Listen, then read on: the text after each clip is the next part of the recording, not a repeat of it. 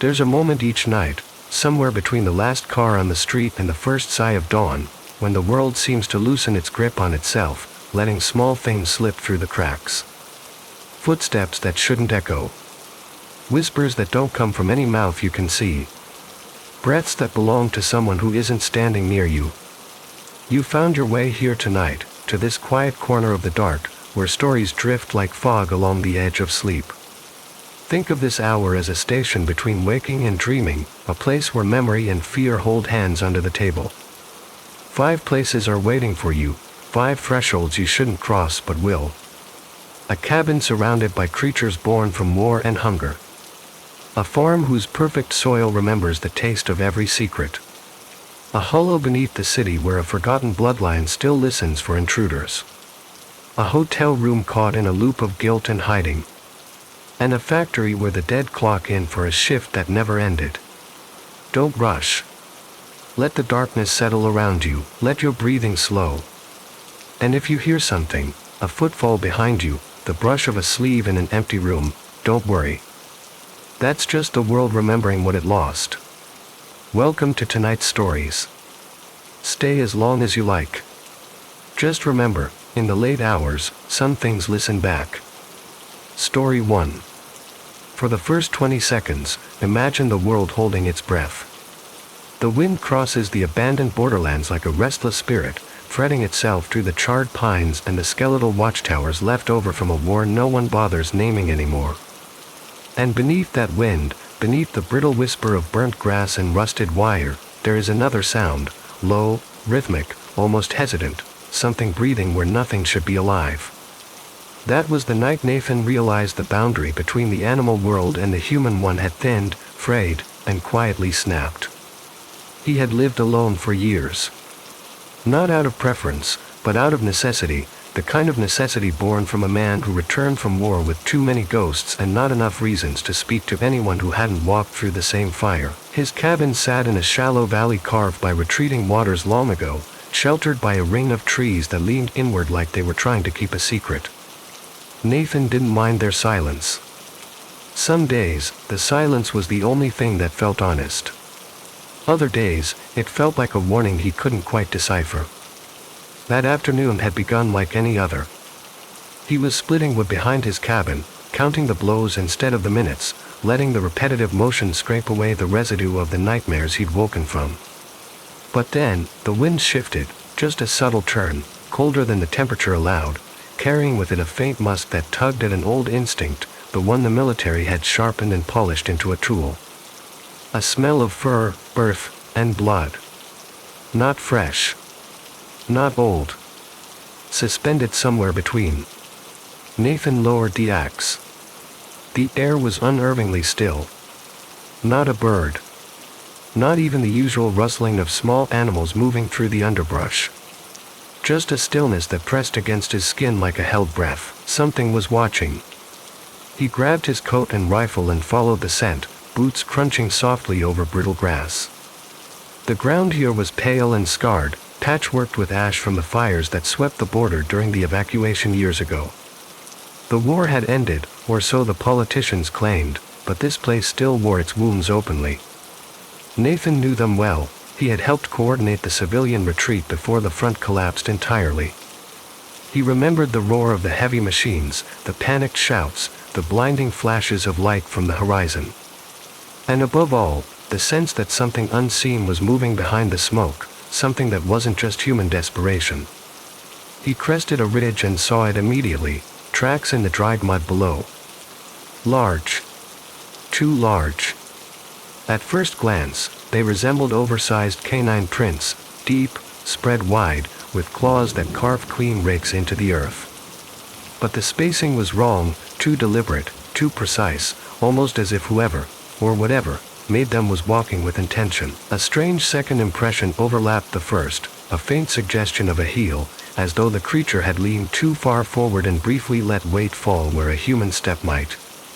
A cold tremor ran up Nathan's spine. He crouched, tracing the outer edge of the print with his gloved fingers. The claw marks were nearly an inch long, but the pressure points were uneven, clustered toward the front. a weight distribution he had never learned to recognize. And yet, the tracks moved in a pattern, an arc around the ridge, leading toward the old perimeter road, the one lined with fallen signposts warning civilians of mines that were no longer there. His breath curled faintly in the air, though the temperature wasn't cold enough for that. The hairs on his arms prickled. The wind carried a brief scrap of sound, a distant scrape, gravel shifting under something heavy. Nathan rose slowly, rifle angled downward but ready. The footprints continued, weaving a strange path as though the creature circled, reconsidered, and circled again. The behavior was wrong for any wild dog or wolf he had encountered in this region.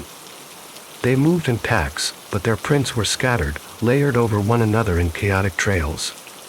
Here, each print stood alone, spaced evenly, following a clear and intentional route. Nathan followed for another mile, deeper into the borderlands. The terrain grew rougher, dotted with remnants of bunkers half swallowed by earth. Metal hatches lay warped on the ground, their hinges rusted into skeletal shapes.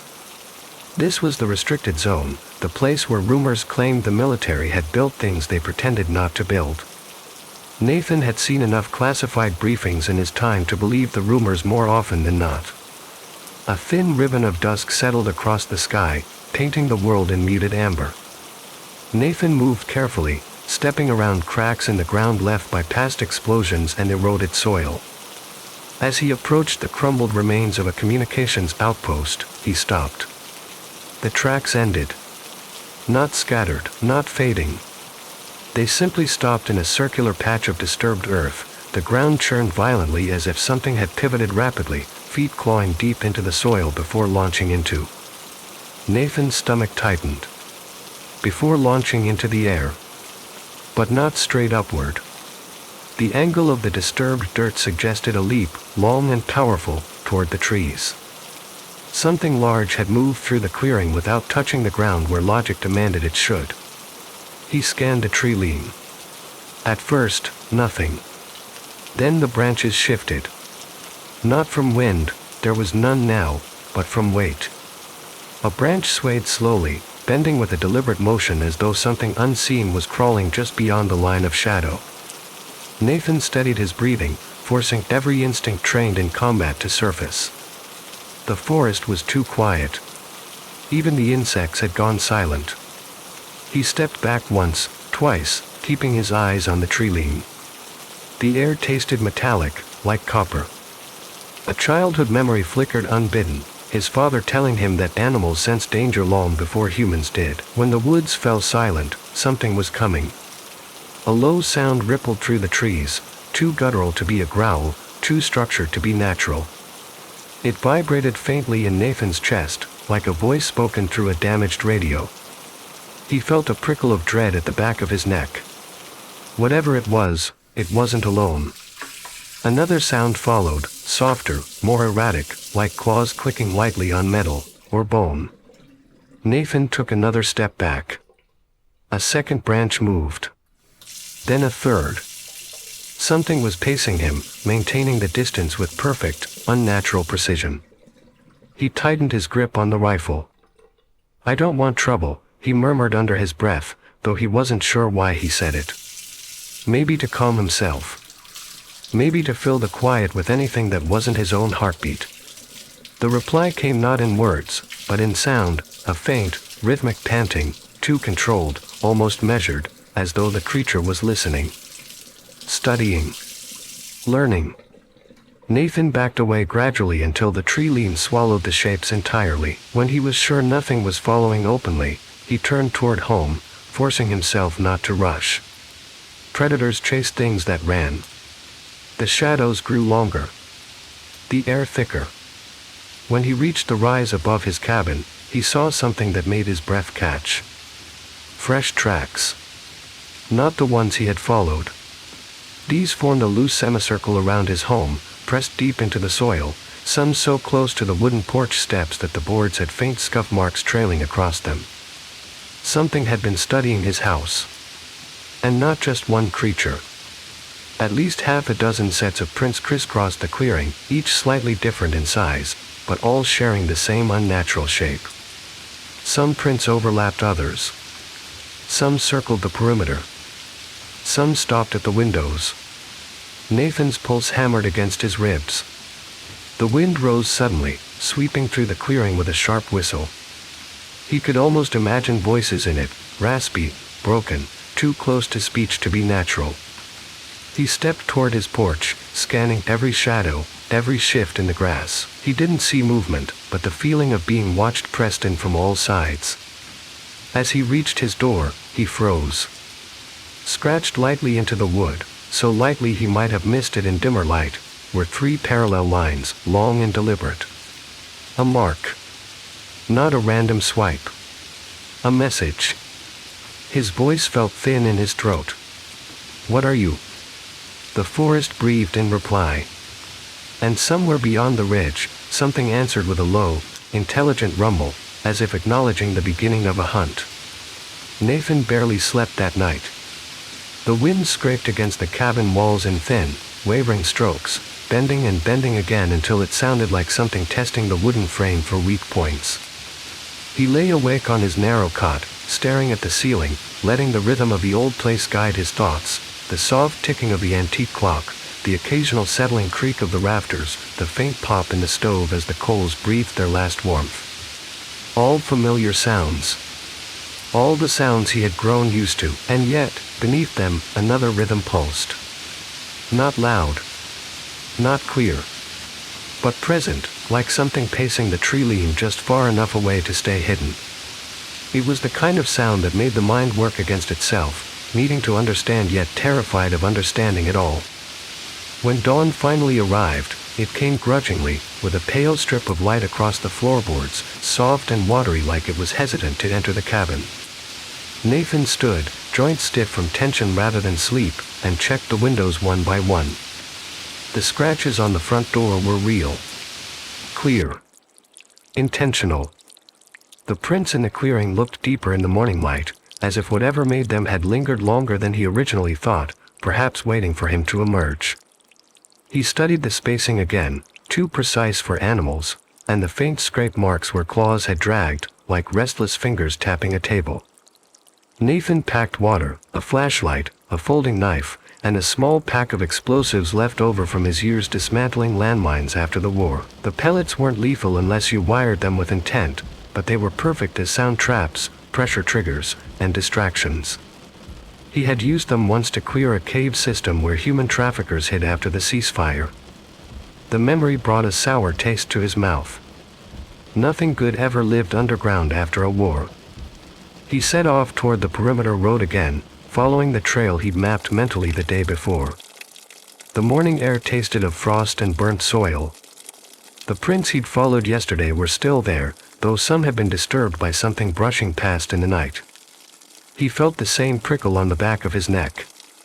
That sense of pursuit. Of being observed by something that didn't need to reveal itself to remain a threat. As he approached the ruined communications outpost, the air grew colder. Not by chance, cold like the inside of bunkers he'd inspected long after battles had ended, where stale air and shadows carried their own memory of fear. The strange clearing where the prints had stopped was unchanged, except now, something else marked the ground, a series of faint drag lines around the perimeter, as if something large had been circling the spot for hours during the night, carving grooves with a relentless pattern. The earth felt churned, disturbed by repeated movement. Whatever he tracked yesterday, it had come back. Nathan swallowed thickly and moved on, heading toward a dark slit in the earth beyond the outpost. He remembered the place from years ago, one of the old bunkers built before the war expanded. It had been half buried even then, but now, after erosion and time, its entrance gaped like the mouth of an animal lying dormant. Rusted metal framed the doorway, warped by heat from fires that once ravaged the border. The hinge was broken. The door itself hung crooked on its frame, as though forced open by immense strength. Nathan paused at the threshold. His flashlight beam cut through the dust-choked dark, revealing jagged walls, graffiti from long-gone soldiers, and patches of mold clinging stubbornly to concrete. A small, stale breeze drifted outward from the bunker's depths. It carried a smell that made his stomach tighten, not rot, not animal, but a strange chemical tang, mixed with wet fur and old blood. Something manufactured and primal at the same time. He stepped inside. The bunker swallowed the sound of his footsteps instantly. The way certain structures do after they've witnessed too much. The air grew heavier with each step, thick like it resisted movement. Nathan kept one hand on the rifle, the other guiding the flashlight along the corridor. The deeper he went, the more he noticed things he'd missed years ago. Broken restraints bolted into the walls, thick metal brackets snapped clean through as if pulled apart by something powerful, almost impossibly so. Deep gouges ran along the concrete, some parallel, some scattered like something had scraped at the walls in panic or fury. He followed the hallway until it opened into a larger chamber. His breath caught. The room was circular, with a domed ceiling covered in soot and grime. Along the floor, arranged in a loose, spiraling pattern, lay patches of straw mixed with shredded fabric, bones, small, animal bones, and what looked disturbingly like twisted metal collars. Some had been opened, others snapped. Many were stained dark. Nathan crouched, running gloved fingers along the collar. The metal felt unnaturally smooth where it had broken, as if melted rather than fractured. This wasn't a place soldiers used. This was a place where something was kept. His flashlight skimmed across the far corner and froze on a sight that made his pulse lurch violently. A nest. Not a single one, but several. Hollow depressions lined with scavenged materials, branches, torn polyfiber insulation, fragments of uniforms, strips of old canvas, even pieces of synthetic fiber woven into bizarre, almost intentional structures. Some nests were small. Others large enough that Nathan could imagine an adult human lying curled within.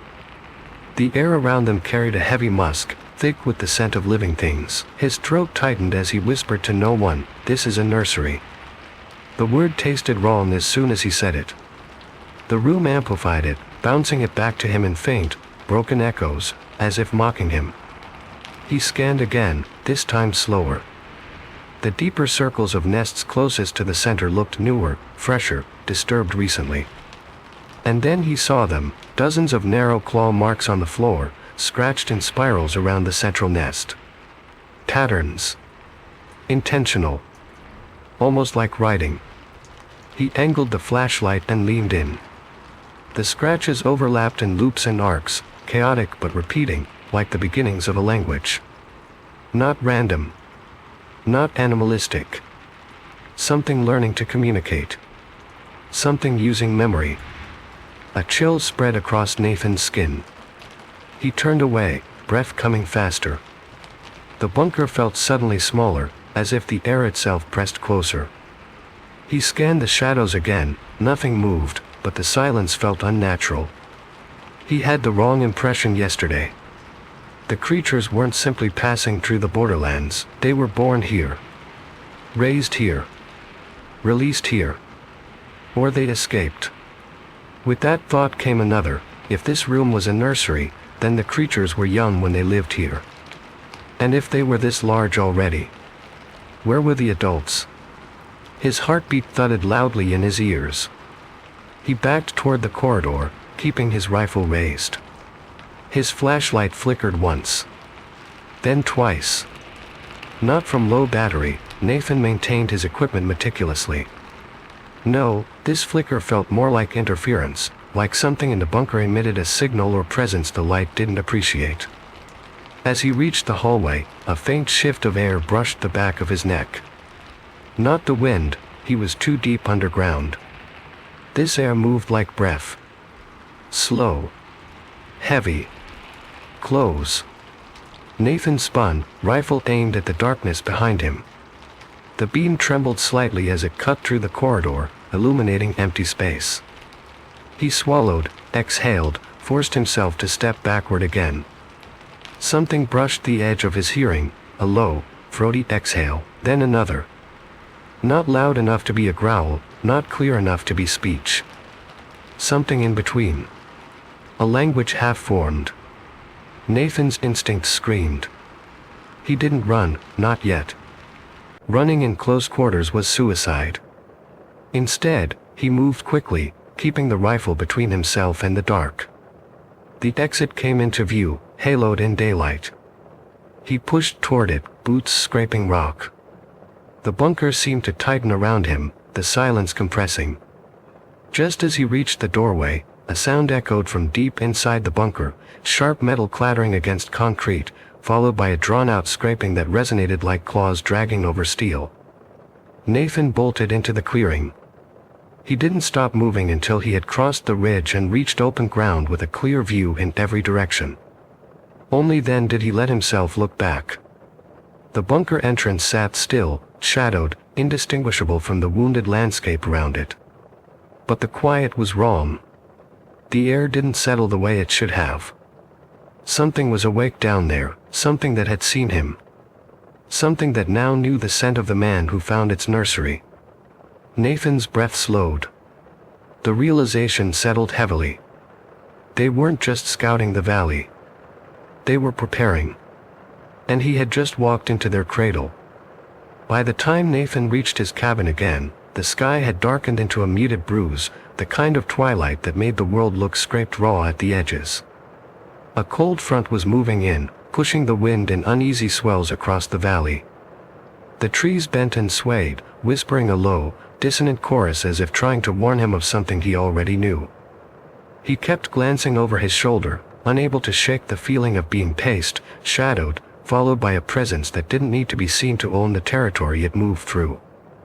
The clearing around his cabin was exactly as he left it, or at least it looked that way at first. But the closer he walked, the more his eyes caught the subtle changes.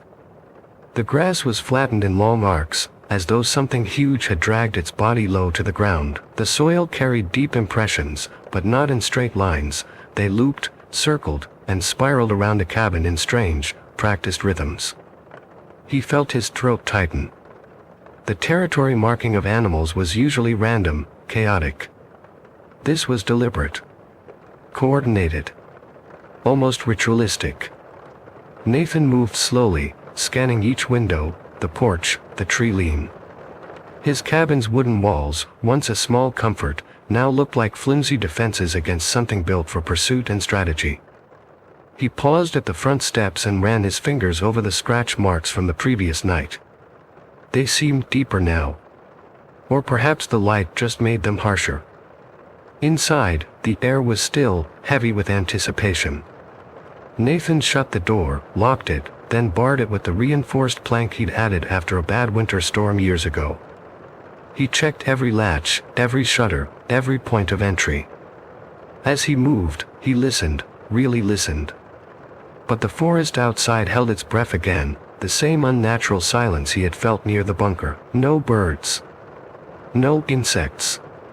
Nothing but the whisper of the wind passing through the valley like a distant warning. He lit the lantern on his table, its soft glow settling into the room, stretching shadows into long, uneasy shapes across the walls.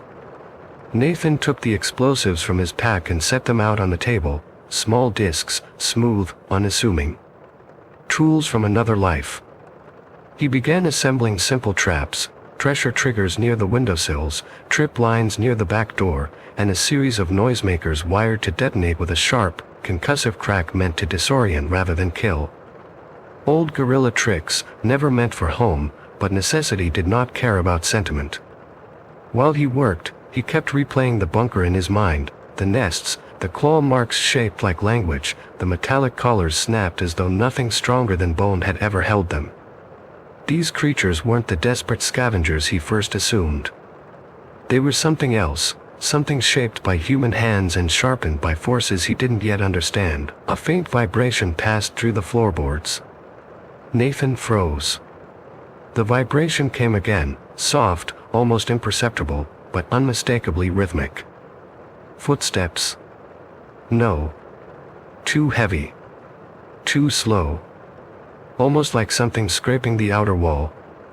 He extinguished the lantern immediately, plunging the cabin into darkness. His ears strained. The sound came again, from the east side of the cabin this time, a low, deliberate drag, as though claws tested the wood grain. Nathan moved silently toward the window and peered through the sliver between the curtains. At first, he saw nothing but shadows dancing with the wind. Then he noticed them, two faint reflections, far too low to the ground to be human eyes, glimmering like coals caught in a dying fire. They swayed slightly, as though whatever watched was breathing in slow, controlled intervals. Nathan's heart hammered painfully against his ribs. Another shape shifted in the tree line. A silhouette, hunched and impossibly still, except for its head, which rotated slowly as though scanning the cabin. Nathan felt a chill climb from his spine to the base of his skull. They had come. Not one. Not two. A pack. He pulled away from the window and backed toward the table, gripping the rifle until his knuckles whitened. The silence thickened, growing so dense he could hear his own pulse echoing in his skull. Then, a sudden, sharp click, soft, high-pitched, like a signal. The forest answered. Soft scraping began at the back wall. Light tapping at the roof's edge. A faint inhale near the shutters, drawing in the scent of the man inside. They were testing the perimeter. Mapping it. Understanding it. Nathan had seen wolves behave like this in the mountains during his training years, but this was different, more organized, more patient, more curious. One of the pressure triggers snapped. A concussive crack exploded near the porch, sending a shockwave across the clearing. Nathan flinched instinctively. Outside, something snarled, a sharp, guttural sound that vibrated the cabin walls. The snarling stopped abruptly, interrupted by a deeper, commanding sound from somewhere near the tree line. A single, quiet rumble. A reprimand. The pack silenced instantly. Nathan's breath caught. That meant hierarchy. Intelligence. Orders. He heard their movement resume, this time slower, quieter, more controlled. Their claws clicked lightly on the wooden steps as they tested the porch again, but avoided the same trigger. They were learning. He whispered under his breath, "God help me, they're learning." A soft thud hit the side of the cabin. Another at the window. Then a long, deep exhale fogged the glass from the outside. He stared, frozen, as the breath left a perfect circle of condensation on the pane, low, near the floor, as though the creature outside was crouched, watching him from mere inches away. Something dragged a single claw across the length of the windowsill, slow and deliberate, carving a thin line that sang against the glass. Click. Another trip line went off behind the cabin. The explosion echoed between the trees. This time, the response was chaos, a burst of guttural snarls, the thud of bodies scrambling, claws scraping rock. But again, the leader's bark, short, commanding, cut the frenzy in half. The pack calmed. Then reorganized. Nathan could almost feel them shifting positions through the vibrations in the earth, encircling with renewed strategy. He moved to the center of the cabin, rifle raised, mind racing. His training screamed at him to conserve energy, conserve ammo, and conserve calm. But he felt increasingly like prey trapped in a wooden box. The roof creaked. A sudden weight pressed onto it, shifting boards with slow, exploratory pressure. Dust drifted down from the rafters. Nathan looked up, pulse stuttering. Something had climbed onto the cabin. The boards groaned as claws tapped lightly across them, feeling for weak spots. Nathan followed the movement beneath the ceiling, each slow step tracing the creature's path. It stopped directly above him. He could hear it breathe. It was not the breath of a normal animal. It sounded almost segmented. A layered inhale, like multiple lungs pulling air through a narrow cavity. He felt his own breath shorten in response, matching the rhythm without meaning to. Then, softly, too softly for any normal creature, he heard a sound that chilled the marrow in his bones. A quiet, rasping click, followed by a second, then a third. A sequence. Not random. A message. The board directly above him bowed under weight. He stepped back just as claws punched through the ceiling, missing him by inches. The creature screeched, a sound that wasn't quite animal and wasn't quite human. Before it could widen the hole, Nathan yanked a noise charge from his belt, primed it, and hurled it at the opening. The explosion boomed in the rafters. The creature shrieked, leaping off the roof and crashing into the brush. The cabin shook violently. Nathan steadied himself, ears ringing. The forest erupted with movement, snarls, hisses, a thundering gallop of limbs repositioning. But instead of retreating, the pack grew bolder. They ran circles around the cabin, faster and faster, their footsteps a tightening loop that made the ground tremble. Nathan understood instantly. They were trying to disorient him. Panic him. Drive him toward a mistake. He forced his breath into long, controlled exhalations, the way he had during enemy sieges overseas. He set more traps by touch alone, knowing that night vision among predators worked far better than his own. Then, abruptly, the circling stopped. The silence returned, deeper this time, heavier.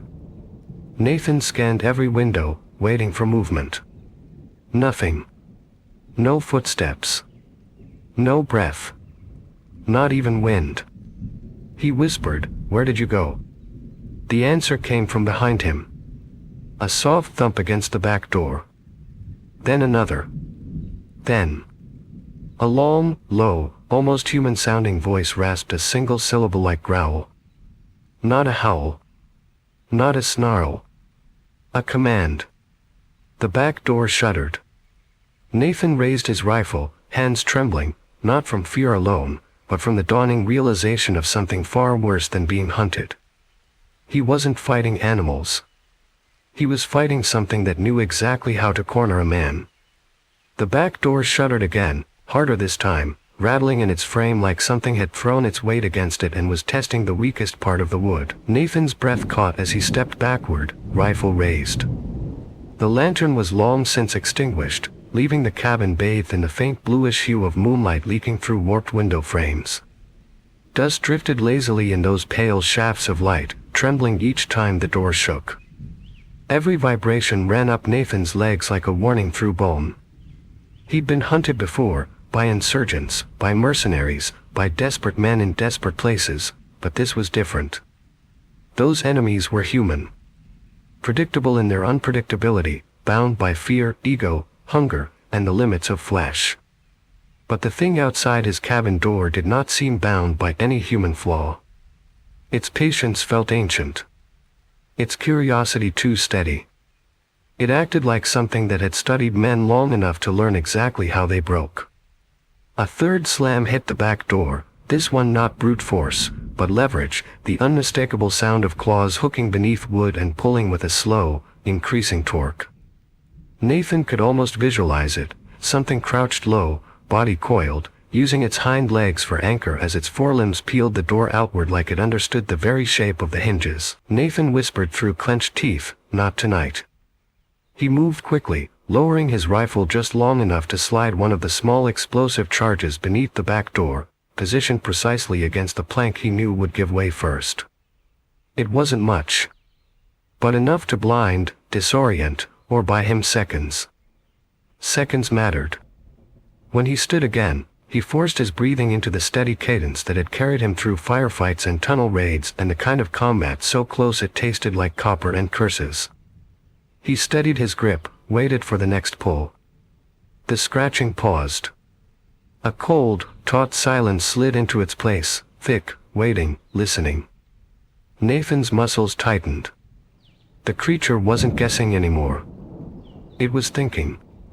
Then, very softly, a sound like lips pulling back from teeth, a low exhale seeped through the bottom of the door. Almost human. Almost mocking. Nathan's grip trembled despite him. He hated how easily the cabin amplified that sound, how it settled into the logs, how it seemed to seep into the grain like a stain. A single claw tip slid beneath the door, testing the gap. Nathan fired. The muzzle flash lit the cabin in a savage burst of blue-white. The claw jerked back. Outside, something yelped, not in pain, but in surprise, almost indignation. Then the pack erupted. The cabin walls shook as bodies slammed against them, claws raked furiously at the siding, snarls collided in a chaotic surge. Nathan bolted behind the table, crouching, heart slamming against his ribs. "Come on," he muttered, "remember the training, remember the patterns, fear comes second." But even as he said it, another sensation rose from beneath the panic, an old instinct, something older than war or gunfire.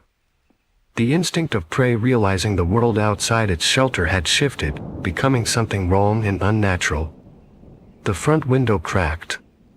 Not shattered, cracked. A single, deliberate line splintered across the glass as if a fingertip had traced it. Nathan turned, breath thinning. A shadow passed outside the frame, moving low, controlled. Then another. A soft thud against the roof. They had returned to their positions. Organized. Coordinated. Learning. Nathan heard the leader again, a resonant, guttural command from the tree line. The pack froze instantly. Silence snapped over the clearing like a trap closing. Then came a series of sounds, clicks, low rumbles, a distant howl that did not rise like a wolf's but folded inward, like something calling to its own reflection in the dark. A language. A strategy. Nathan felt it in his teeth. The back door groaned.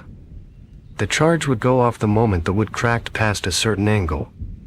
He watched the door warp, bend, splinter. Boom. Light tore through the cabin's rear wall. Dust exploded into the air in thick waves. Something outside screamed, high, furious, shaking the windows.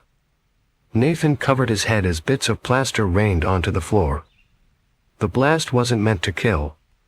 But it hurt them. Disoriented them. No time to waste. He grabbed 2 more charges, strapped them to a makeshift sling, and moved toward the front door. The plan was simple: sow chaos, break the pack's formation, escape into the woods, use the terrain to his advantage. He'd learned to vanish into hostile land before. He could do it again, if he stayed ahead of them. But before he could move, another sound drifted in from across the clearing. Footsteps. Not running. Walking. Bipedal. Slow. Measured. Nathan's blood ran cold. Nothing in the pack moved on 2 legs. Nothing he'd seen. Nothing implied. He crept toward the side window and risked a brief glance. A silhouette stood at the edge of the tree line, tall, still, impossible to fully see in the dark. It wasn't shaped like the creatures he'd glimpsed. Too upright. Too balanced. But not human either. Its posture was unnatural, spine bent backward slightly, head tilted in a sharp angle, as though listening to something only it could hear. Moonlight reflected off its eyes in a way that wasn't human. Wide. Glassy. Too calm. It raised one arm. The forest stirred. The pack tightened its circle. Nathan swallowed hard. This was the adult. Not the young that nested in the bunker. Not the half-formed creatures he'd seen tracking him. This was the thing that led them. The thing that watched him from the ridge. The thing that wanted him alive long enough to learn him. He backed away from the window, chest constricting, breath short and sharp. His mind raced through every tactic he knew for extraction, evasion, delay. None of them applied. Not with something that thought like this. The front door rattled. Then a single, slow, deliberate impact hit the wood. Not a slam. A knock. Measured. Rhythmic. 3 knocks. Then silence. Nathan's mouth ran dry. Every instinct begged him not to answer the door. Not even look at it. But curiosity, dangerous, insistent, pulled him to the peephole. He stared. The porch looked empty. Until something stepped into view. Not fully. Just a hand. A long, gaunt, clawed hand sliding slowly up the doorframe, tracing the wood grain with unnatural precision. The fingers were too long, too jointed, bending in ways bones shouldn't bend. The claw tips tapped lightly, once, twice, 3 times, like punctuation at the end of a sentence. Nathan stepped back, breath escaping in a quiet, broken noise. His thoughts spiraled into the one truth he'd been avoiding. If it wanted him dead, it would have done it already. This wasn't a hunt for food. This was a hunt for understanding. The leader clicked again, a sharp, commanding sound that rippled across the clearing. The pack shifted immediately, moving not closer but wider, forming a half-moon perimeter around the cabin. Hurting him. Cutting off every escape path. Nathan gripped his last explosive charge. He couldn't run. He couldn't hide. The only advantage left was unpredictability.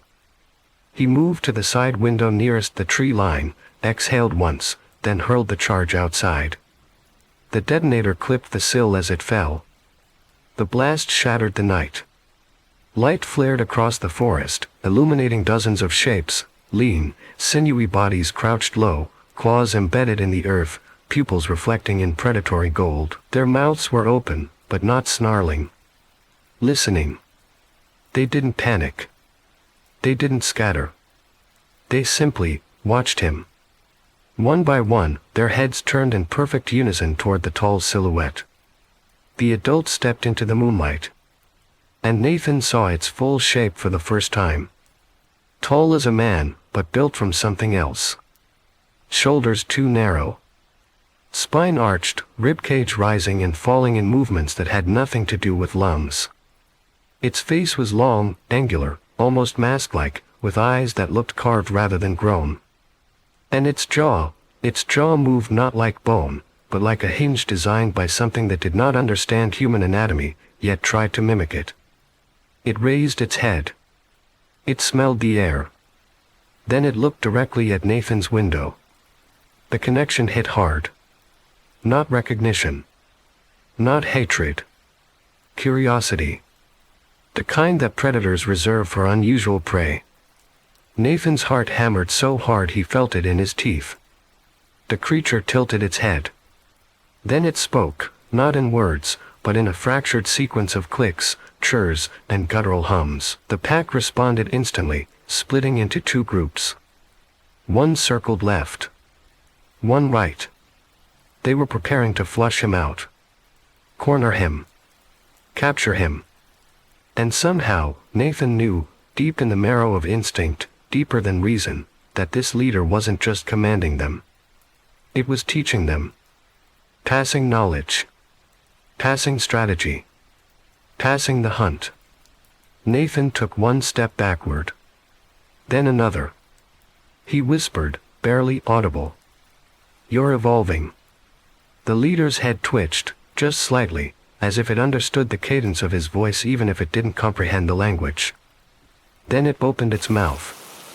But instead of sound, it smiled. A long, terrible, unnatural smile carved into a face that had never been meant to smile. Nathan's last charge thumped lightly in his palm. And he understood, with stark clarity. The only way out of this was to outthink something born from man's darkest experiments, and perfected by nature's cruelest instinct. Nathan held the last charge like a final heartbeat, warm in his palm, humming faintly with the promise of a desperate chance. Outside, the pack shifted with eerie cohesion, their bodies low to the ground, muscles tense beneath fur that rippled like scorched earth.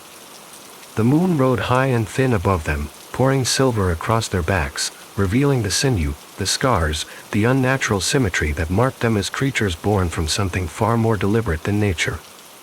They did not howl. They did not bark. They simply breathed, long, steady inhalations that felt synchronized, as though sharing breath in a single living rhythm. The leader stood at the front of the pack. Upright. Patient. Watching Nathan through the cracked window like a teacher studying a clever pupil. It tilted its head slightly, and the faint ripple of anticipation passed through its followers. The pack never took their eyes off him. Nathan had felt the gaze of predators before, but never like this, never a stare that felt so measured, so terrifyingly calm. They weren't playing with him. They weren't tormenting him. They were learning him. The realization pressed into his lungs like a stone.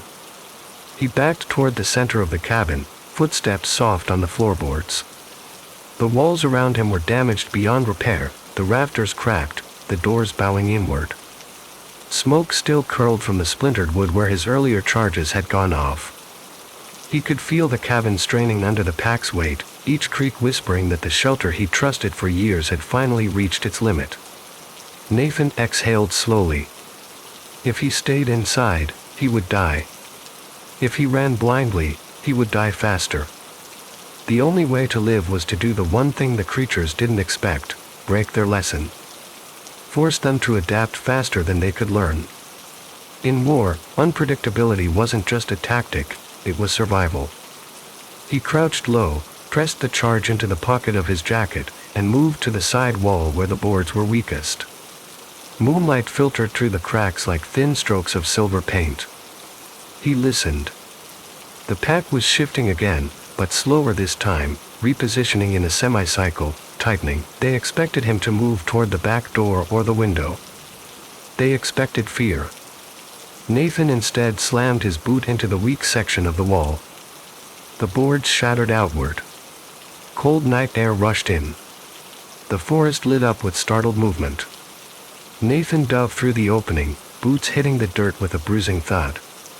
The moment he landed, the clearing erupted, snarls ripping across the wind, claws tearing through leaves and earth. He sprinted toward the tree line, heart pounding, lungs burning, each breath scraping the cold air like a blade. The forest closed around him in a crush of shadow and branches. Twigs whipped his face. Roots clawed at his boots. Behind him, the pack exploded into pursuit, but not in chaos. Their footsteps were staggered in a hunting formation, three fanning wide, two following close behind, the leader staying slightly back, letting the younger ones run ahead like a test. Nathan darted between trees, weaving a frantic path. His mind calculated angles, uphill gave him noise advantage but slowed him, downhill risked twisted roots, straight ahead was suicide. He chose left, cutting sharply into a narrow ravine where moonlight barely touched the ground. The darkness worked for him now, cloaking him where their eyes might falter. But the leader saw him regardless. A low, rising hum rattled the leaves overhead. It commanded without raising its voice, and the pack shifted formation instantly, flowing like liquid shadow through the trees. Nathan plunged deeper into the ravine, leaping over a fallen log, and froze. Ahead, a rusted trapdoor lay half buried under moss and debris, the kind used for emergency access to the old tunnels beneath the borderland. He had checked this hatch years ago. It was sealed shut, welded by time and war.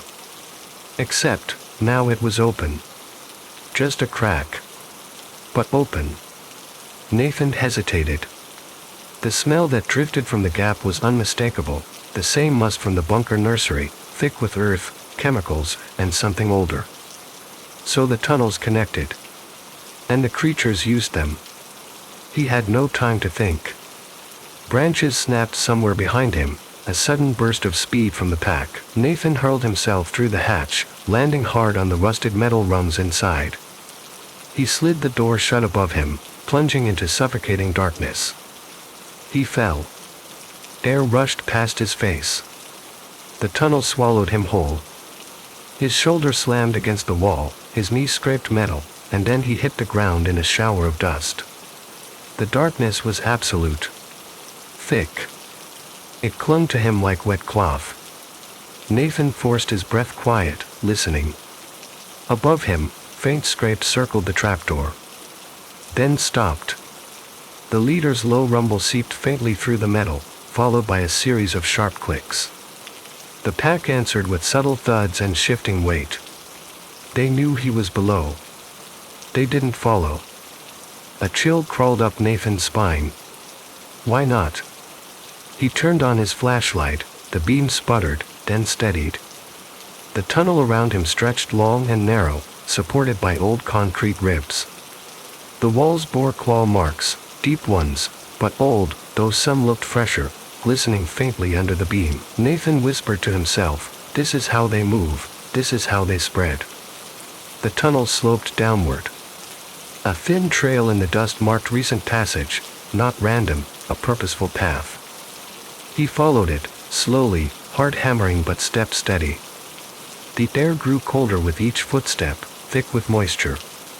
Eventually, the tunnel widened into a chamber. He froze. There were bones. Hundreds of them. Animal bones, arranged in patterns across the floor. Some spiraled outward, some stacked in semi-rings, others placed in straight lines like borders of some primitive map. And in the center of the room, a skeleton. Human. Not fresh, but not old either. Its bones were arranged with careful precision, as though the pack had studied the shape, memorized it, learned from it. Nathan's breath hitched. On the ground beside the skeleton lay a metal plate, part of a dog tag, scorched beyond recognition, but the faintest imprint remained. A military crest. His military crest. A soldier had died here, and been studied. Nathan's knees weakened. He reached down, picking up the plate. His hands trembled. The creatures weren't just hunting people, they were learning people. Mimicking patterns. Studying upright posture. Learning strategy. Structure. Anatomy. They weren't evolving randomly. They were evolving specifically toward humans. A faint breeze whispered behind him. Nathan spun. The leader stood at the far end of the chamber. Not squeezed through a tunnel. Not crawling. Standing. Its silhouette filled the passageway, long arms hanging, spine curving upward, head cocked with a terrifying patience. It had followed him after all. Silently. Waiting for him to see the truth. Nathan stepped back, pulse a violent drum in his ears. His fingers tightened around the last explosive charge, his one remaining tool. The creature noticed. Its lips peeled back in that unnatural imitation of a smile. Then, something happened that froze Nathan's breath. It mimicked his stance. Not perfectly, but close. Left foot back. Right foot forward. Chest angled. Shoulder tense. It was mirroring him. Learning him in real time. Nathan's skin crawled. He whispered, voice trembling, "You're not hunting because you're hungry. You're hunting because you're preparing." The creature blinked. Slowly. Then it stepped forward. Nathan acted. He slammed the charge against the nearest concrete support pillar, smashed the primer, and hurled himself backward into the tunnel. The leader lunged. The chamber lit up in a violent blue-white bloom. The explosion tore through the underground. Concrete collapsed. Earth roared.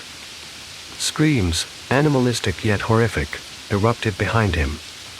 Nathan ran, half crawling, half stumbling, as the tunnel shook violently. Dust choked the air. Rocks crashed around him. He clawed toward the trapdoor as the ground collapsed behind him. The metal hatch overhead glowed faintly in his mind, a desperate symbol of escape. He leapt toward the ladder, hauling himself upward with raw instinct. The tunnel caved in just as he pushed through the trapdoor. The night sky hit him like a cold wave. He rolled onto the clearing, coughing, shaking, blood pounding in his skull. Behind him, the tunnel entrance was buried, sealed under rock and soil. The forest was silent. Utterly silent. No pack breathing. No leader watching. No eyes reflecting in the dark. Nathan lay there for what felt like hours, staring at the sky. Eventually, dawn crept over the valley with reluctant light. Birds began to return to their branches, hesitant chirps marking the edges of surviving life. Nathan stood. Exhausted. But alive. He walked back to his cabin, what was left of it, and collapsed on the porch. The world felt distant. War-torn. Wrong. He told himself the pack had died. He told himself the explosion had ended it. He almost believed it. Until a faint sound drifted over the ridge. Not a howl. Not a snarl. A click. Then another. Then, a low, resonant call, answered by multiple voices. Not close, but closer than before. Nathan's blood ran cold. They had survived. And learned. He stood slowly, staring toward the woods. Something in the rustling leaves felt new. Coordinated. Like multiple forms moving in a pattern too precise to be coincidence. And then, a radio crackled softly on the remains of his porch. Static first. Then a voice from a distant town, multiple disappearances overnight, livestock found arranged, not eaten, arranged. Another burst of static. Then, faintly, behind the reporter's voice. A click. And another. And, barely audible. A breathing cadence he recognized too well. The line went dead. Nathan's breath escaped in a long, hopeless tremor. The pack wasn't just migrating. They were advancing. Learning. Teaching. Spreading. A new frontier. Carved from instinct. And from the ashes of the war that created them. Story 2, Beneath the New Soil. For the first 20 seconds, imagine walking through a garden so quiet that even your footsteps hesitate. The soil is too soft beneath your shoes, as though something has turned it tender. The air is heavy with sweetness, too ripe, too concentrated, and every vegetable on the vine looks like it's posing for a photograph, flawless, polished, waiting for a hand to reach out. But the deeper you walk, the sweeter the air becomes, until it's no longer sweetness at all but something else. Something warm, metallic, and strangely familiar. That was the scent that welcomed Maya the first evening she arrived at Silas Orchard Farm. The sun was sinking into the fields when Maya shut the trunk of her small hatchback and stood facing the sprawling farmland. Neat rows stretched toward the horizon, each one glowing in the soft orange light. Tomatoes the size of apples, lettuces so tightly curled they looked sculpted, carrots perfectly tapered, their greens nodding lightly in the breeze. It was a picture of abundance, too abundant, she thought, for late spring. Even the wildflowers near the fence line seemed exaggerated, their petals wider, their colors richer, like paintings pushed a little too far into vibrance. Maya inhaled deeply. On the surface, the scent was fresh, herby, earthy. But beneath it lurked a faint thickness, an undertone she couldn't place. She brushed it away as road fatigue and picked up her satchel. Miss Klein. She turned. Silas Morton stood at the porch of the farmhouse, his posture stiff and proud in the fading light. Wiry, weathered, with sunspots on his hands and a long, smooth braid of white hair down his back. He wore an old apron that looked permanently stained with the residue of farm work. Yes, Maya said, forcing a smile. Just arrived. Good timing, Silas replied. His voice rasped like dry corn husks rubbing together. The soil sleeps well right after dusk. Best time for introductions. Maya wasn't sure whether he meant her introduction to the soil or the soil's introduction to her. He gestured her inside. Bring your things. I'll show you where you'll stay. The house was old but meticulously maintained. Wood-paneled walls gleamed with fresh polish, and the floorboards creaked with a familiarity that felt almost comforting. A faint hum echoed from beneath the floor, some machine, old and burdened, working tirelessly. Maya glanced downward, noting the direction. Silas followed her eyes. Root cellar, he said. Keeps the air warm. Soil needs warmth. Does it? Maya asked, genuinely curious. His eyes flicked to hers, sharp, assessing. Everything grows better with the right kind of warmth. The way he said it made the back of her arms prickle. Her research grant covered 12 weeks of work at the farm, an immersive project designed to study regenerative soil methods used by traditional farmers. She'd chosen Silas Orchard Farm for its reputation. Chefs raved about the produce. Journalists wrote dreamy pieces about its impossible flavors. Agricultural forums debated endlessly about whether Silas used heirloom techniques, ancient composting methods, or something else entirely. Tonight, Standing in the farmhouse with the hum of machinery vibrating through her boots, Maya wondered if she had misunderstood what she'd signed up for. He showed her to a small room overlooking the fields. Fresh linens. A vase of wildflowers, strangely large, on the bedside table. As Maya set her bag down, something outside the window caught her eye. A row of newly turned soil. The mound was long, smooth, unnaturally symmetrical. The earth on top was darker than the surrounding rows, rich and moist, as though watered more often than the rest. She stepped closer to the window. Silas's reflection appeared beside her, silent and uncomfortably close. "New cultivation plot," he said. "Very promising." Maya nodded, though the sight unsettled her. The soil looked swollen, as if something beneath it pushed upward ever so slightly. "Dinner in 20 minutes, Silas said, stepping back. "We eat fresh, always." When he left, Maya let the curtain fall and exhaled the breath she hadn't realized she'd been holding. Her eyes drifted back to the mound. In the fading light, the earth almost pulsed. Dinner felt warm and rustic: vegetable stew, fresh bread, and a salad that burst with flavor so intense it bordered on unnatural. Every bite carried a richness she couldn't quite explain. The tomatoes practically dissolved into sweetness. The carrots snapped like candy. The greens were crisp as frost but tasted of summer. Silas watched her reaction with quiet satisfaction. "Good soil," he murmured after her third bite.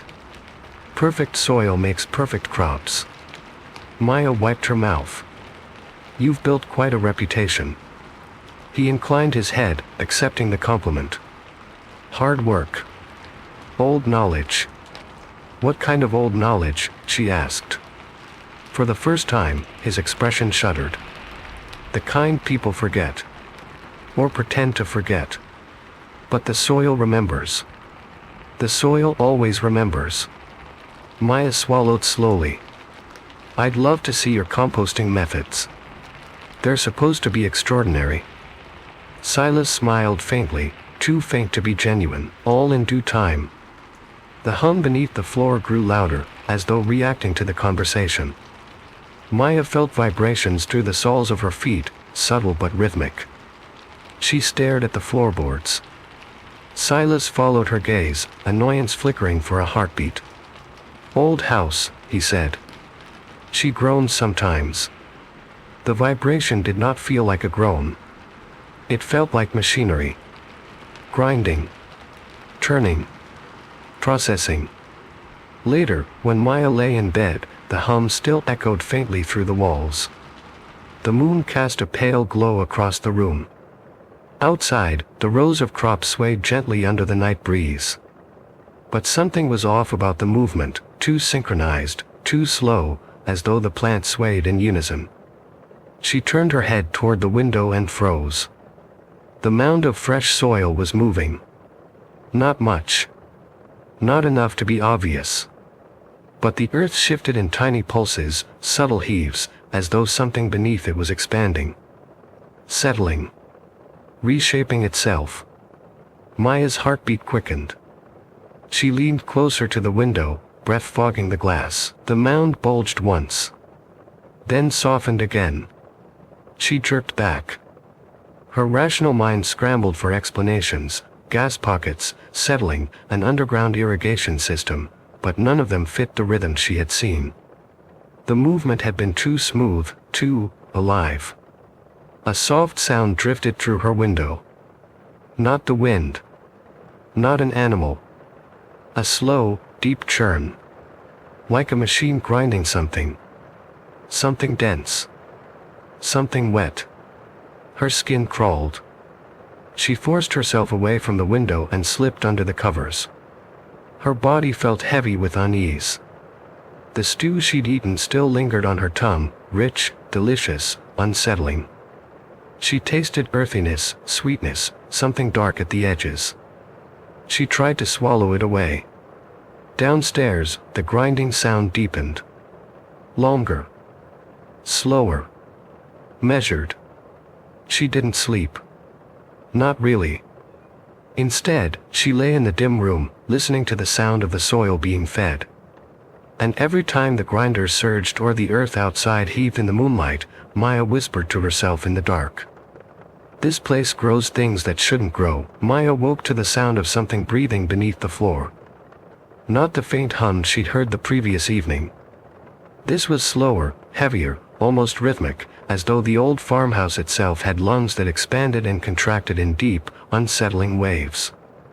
She sat up abruptly, heart beating fast. Pale morning light seeped through the curtains, soft but unable to warm the chill that clung to the room. For several seconds, she listened, holding her breath, straining to separate the noise from her imagination.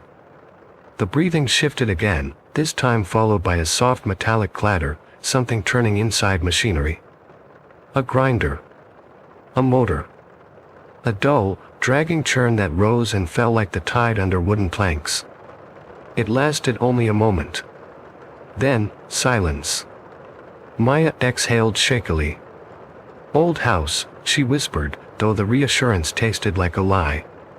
Machines didn't breathe. Soil didn't breathe. And neither did farms, no matter how organic, grind at dawn. She dressed quickly and stepped out onto the porch. The early air was cold and sharp, tinged with dew and something faintly sour. Fog hovered low over the fields, clinging to the crops like thin gauze.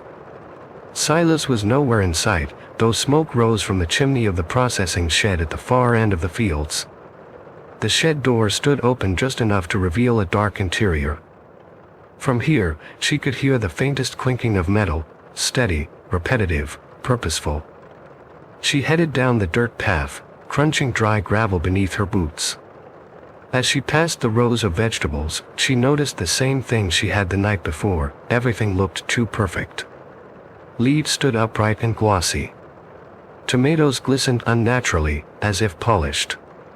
The soil around each plant was disturbed in the same pattern, circular depressions, almost like shallow impressions left by hands.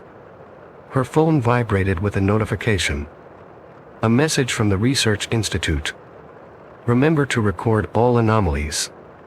Document soil profiles twice weekly. And be safe. Maya tucked the phone into her pocket, exhaling slowly. Be safe.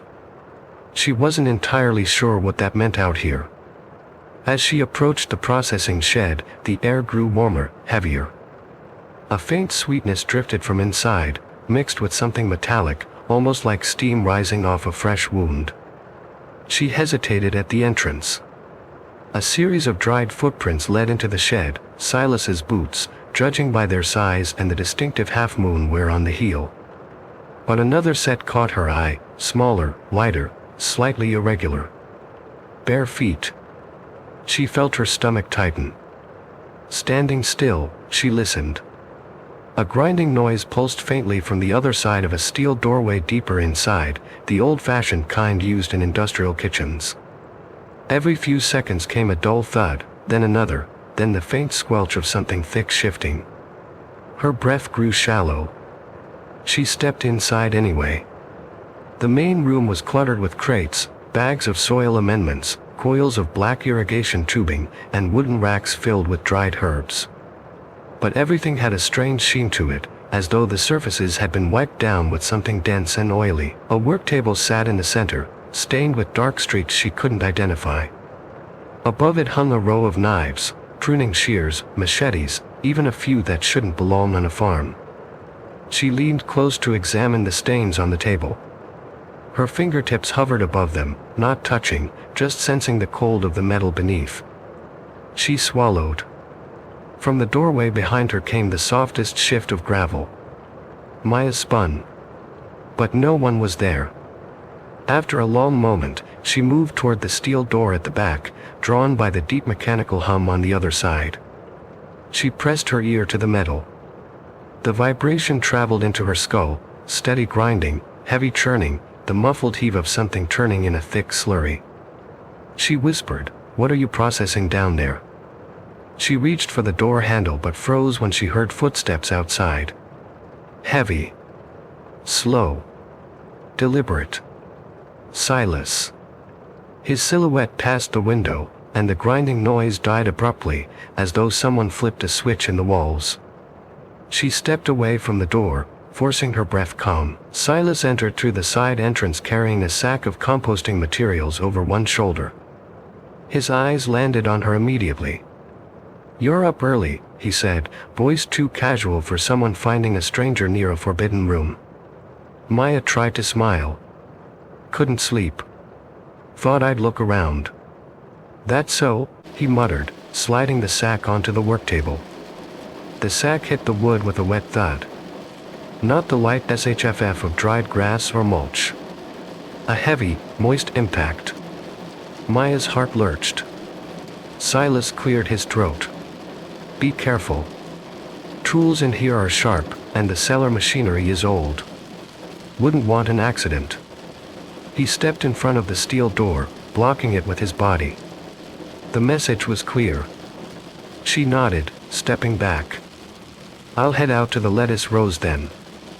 He watched her leave until she was out of sight. Only then did the grinding start again.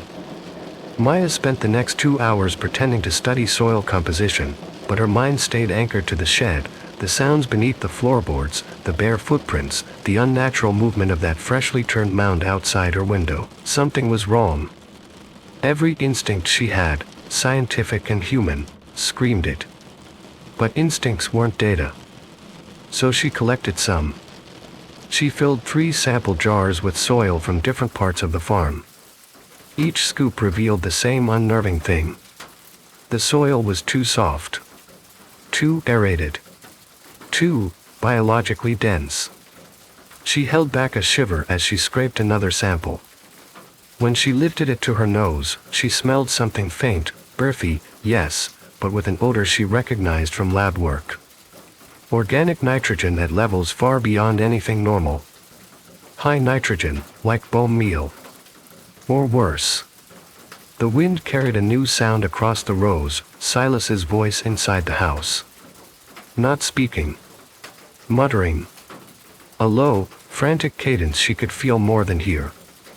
Maya crept toward the side of the farmhouse, crouching beneath an open window. Silas's words leaked through in ragged whispers. "Don't understand the pressure, the supply can't fail, no, listen, growth must continue. They expect perfection. Perfection." Then silence, then, quieter, a broken plea. "You promised me longevity if I kept the cycle going. You promised me more." Maya's pulse hammered in her ears. Who was he talking to? Who was you? His voice sank further. "The catalysts won't stabilize without fresh substrate." Yes, I know. I know what it requires." Maya's stomach twisted. Fresh substrate. She backed away from the window, hands shaking. The orchard, the perfect crops, the swollen mound of new soil, all of it clicked into place in a sickening way she didn't want to believe. She hadn't seen anything directly, not yet, but she knew enough. Too much. A sudden metallic clang echoed from the fields. She jerked around. The trapdoor at the far end of the rows, the one she hadn't noticed before, was closing. Someone had been in the underground system. Someone who wasn't Silas. Her breath faltered. The bare feet. She stepped toward the trapdoor before she could think about it. The dirt around it was loose. Moist. Dark. The padlock on the hinge was unlatched, hanging uselessly. She knelt, fingertips brushing the edge. A faint gurgling sound seeped up through the cracks, wet, viscous, sticky. Maya retreated instantly, bile rising in her throat. She hurried away from the trapdoor, across the rows, through the narrow orchard path, her pulse racing, each breath sharp. When she finally reached her room again, she shut the door, leaned against it, and let herself tremble. She needed proof. She needed it tonight. She waited until dusk settled over the farm like a thick blanket. When the lights in Silas's farmhouse dimmed and the grinding from below deepened into a slow, steady rumble, Maya stepped outside with her flashlight and notebook. The night air was heavy with moisture. The perfect crops rustled quietly in their rows. But beneath that whisper was another sound, something faint, like nails scraping metal from deep underground. Maya crept toward the shed. The door, this time, was ajar. A sliver of orange light bled across the threshold. And drifting from the cellar hatch inside came the faintest sound of something moving in wet soil. Slow. Shallow, as though something, or someone, was trying to dig their way upward. Maya swallowed. This was her chance. She slipped into the shed, closing the door behind her. The grinding stopped. Instantly. The air held its breath. Maya's flashlight flickered once before settling. She moved toward the steel door at the back. Her fingers touched the handle. That it was warm, very warm. Something shifted inside. A faint wet sloshing. A brittle crack. A low moan. Not animal. Not mechanical, human. Maya's vision blurred. Her hands shook uncontrollably as she gripped the handle. And from behind the steel door came a series of small, desperate scratches. Soft at first, then more frantic, then, a whisper, faint, choked, help. Maya couldn't understand why her hands still held the steel handle when every instinct inside her was trembling with the urge to run, yet something deeper, some stubborn strand of scientific hunger, the same part of her that once stayed awake for 36 hours straight to witness a rare blooming cycle, pulled her forward, guiding her fingers as she pushed the latch and cracked open the cellar door, allowing a thick wave of humid, earthen heat to roll over her face like the exhale of something alive beneath the soil. As the door groaned open, a sound drifted up from the dark below, wet, dragging, neither the splash of water nor the churn of mud, but a dense, viscous shuffle punctuated by a metallic clatter, the unmistakable rhythm of machinery grinding against something soft enough to yield yet resistant enough to strain the gears. She forced herself down the wooden steps, each one sinking slightly under her weight as though the ground beneath had been turned too recently, too thoroughly, the way soil does after being enriched with far more than compost, and the deeper she descended, the thicker the air became, saturated with an earthy sweetness layered with something faintly metallic that clung to her throat and made her breath quicken in a way she wished she could blame on dust alone. Her flashlight beam trembled across the cellar, burlap sacks slumped in one corner, bulging with uneven shapes and tied with rope darkened by damp, their surfaces subtly shifting as though the contents were settling in slow, unnatural pulses. The rusted grinder sat at the center, its wide funnel still trembling with the aftershocks of recent movement, a smear of dark slurry clinging to its rim, trembling like it was alive. In the far corner, among the crates and tubs and sprawling shadows, another noise whispered up, a faint scratching, so soft Maya thought at first it was her imagination, until it grew into a frantic, trembling scrape against metal, the kind of sound nails make when dragged across a locked door by someone who no longer cares about the pain. Maya moved toward it on legs that barely felt like her own, the soil beneath her shoes disturbingly soft and warm, almost springy, and when she knelt beside the smaller hatch, her flashlight revealed thin grooves etched along the edges, grooves spaced too irregularly to be tools and too desperate to be anything but human. She leaned closer, heart hammering, and whispered, "Is someone there?" For a moment, silence pressed against the metal, then a breath, ragged and shallow, then another, and finally a faint, broken murmur that sounded like the last thread of someone's hope unraveling. "Help." The word dissolved into a shaky exhale that made Maya's stomach twist with guilt and dread, and just as she reached for the hatch, the entire cellar vibrated softly, followed by the heavy thump of footsteps crossing the floorboards above her. Slow, deliberate, each step sinking through the structure as though the weight of the man overhead was more than his frame should allow. Silas. Maya froze, one hand still on the hatch, breath caught in her throat as his footsteps halted directly over her head. The silence that followed was so absolute she felt her heartbeat echo inside her teeth, and then, through the wooden floor, his voice seeped down, low, strained, and spoken with the shivering calm of someone negotiating with a presence no one else could see, not yet. She didn't know if he meant her, the grinding machinery, or the trapped soul beneath the hatch, but the words slid across her nerves like cold wire. The grinder whined to life again, the belt squealing, heat blooming through the cellar, and the air filled with that thick, warm scent of soil being fed something too nutrient-rich to be natural. Maya backed up step by step, almost tripping over her own feet, climbing the stairs as quietly as she could while the scratching below her intensified into a frantic rhythm begging her not to leave, but she had no choice. Silas lingered above her like a shadow ready to crush her, and she knew that if she stayed even 1 minute longer, she would vanish into this cellar just like whatever lay beneath the hatch. She shut the steel door with trembling fingers, pressing her weight against it as the last muffled plea rose up through the floor, a whisper cracked by fear but unmistakably human. "He's growing us." Maya waited until the house settled into that unnerving country quiet, the kind that presses against your ears because there's nothing left to hear, not even insects, as if the night itself were holding its breath, and when she finally stepped out into the darkness, the air was warm with the same heavy sweetness she'd smelled in the cellar, a sweetness that clung to her tongue and made every inhale feel like she was drawing the orchard into her lungs. The rows of crops stretched before her like corridors carved into the night, perfectly aligned, perfectly still, each leaf shimmering faintly with dew or something thicker that caught the moonlight in a way that made the entire field seem alive, watching her, waiting for her to make the first mistake. Behind her, the farmhouse door creaked softly, too softly to be old wood, and Maya froze, pulse thundering as Silas's silhouette appeared in the doorway, tall and rigid, his face half lit by the dim bulb behind him, his eyes reflecting the faint gleam of a man who had accepted madness long enough that it no longer frightened him. He stepped onto the porch, barefoot, the boards groaning under him as though they already knew his weight too well, and his voice drifted across the field, thin and shaky but fever-bright. "I heard the cellar door, Maya. You shouldn't have opened it. They weren't ready yet." And the way he said, "they," made her skin crawl because it wasn't the pronoun of a madman talking about produce but the reverent hush of someone referring to a choir, or a brood, or a masterpiece. She took a single step backward toward the corn rows, but Silas descended from the porch with a pace too steady for a man his age, his breathing growing louder as he approached, a ragged panting threaded with a manic excitement that made the darkness feel suddenly thinner, sharper, as though it wanted to push her forward into its waiting jaws.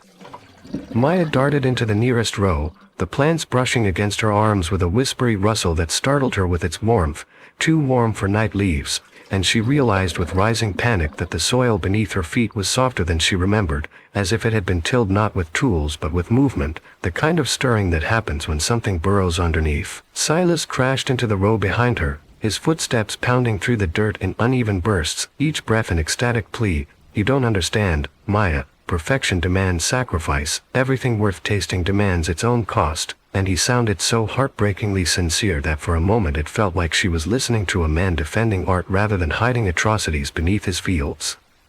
She wove through the rows as fast as she could, the plants slapping her legs in rhythmic patterns that felt almost intentional, like fingers grazing her to map her path, the night closing around her with an oppressive hush that made her own breath sound too loud, too bright in the dark. The farther she ran, the more the soil sucked at her shoes, sticking, pulling, slowing her like the ground itself wanted her to stay, and each time she risked a glance back she saw Silas's pale figure lurching toward her, his apron fluttering like a banner of devotion, his voice cracking into a frenzied declaration. "This is for the flavor, for the legacy, for the beauty of growth. Don't you see, don't you smell how rich the earth is?" As he scooped a handful of soil and crushed it against his chest as if it were sacred, Maya stumbled into a wider path near the orchard, breath burning, heart slamming against her ribs, and she swore she heard movement beneath the ground, a shifting, a settling, a low resonant pulse that matched the beat of the grinders below the house, as if the entire farm were breathing in unison with Silas's madness. She sprinted toward the fence line, branches clawing at her clothes, the lights of the main road flickering faintly in the distance, but Silas was close now, too close, his footfalls a frantic drum echoing through the leaves as he gasped, "Don't run, Maya, the soil has already met you, it's claimed you, it knows your weight, your warmth, your promise," and there was a kind of pleading in his voice that chilled her more deeply than the threat itself, the plea of a man begging her not to abandon the very thing that had ruined him. She vaulted over a low irrigation pipe, nearly falling as the mud tugged at her boots, but she kept running, pushing through rows that seemed to close behind her like curtains, until finally she burst onto the gravel road, the crunch beneath her feet shockingly loud after the hush of the fields, and she didn't dare look back until she reached her car. When she turned, Silas stood at the edge of the crops, illuminated by moonlight, breathing like a man who'd run a marathon for his own salvation, his hands trembling as he raised one toward her, not in threat, but in grief, his voice breaking into a whispered confession carried by the wind. "It's too late, the soil remembers you now." Maya slammed the car door, fumbling with the keys, and as the engine roared to life, she saw through the windshield the rows behind Silas shift in a synchronized ripple, as though something massive had moved beneath them, responding to his voice.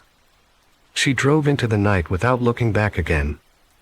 Maya didn't remember most of the drive. She only realized she'd made it back to town when the street lamps rose like pale sentinels through the darkness and the smell of asphalt replaced the thick, warm sweetness of Silas's fields.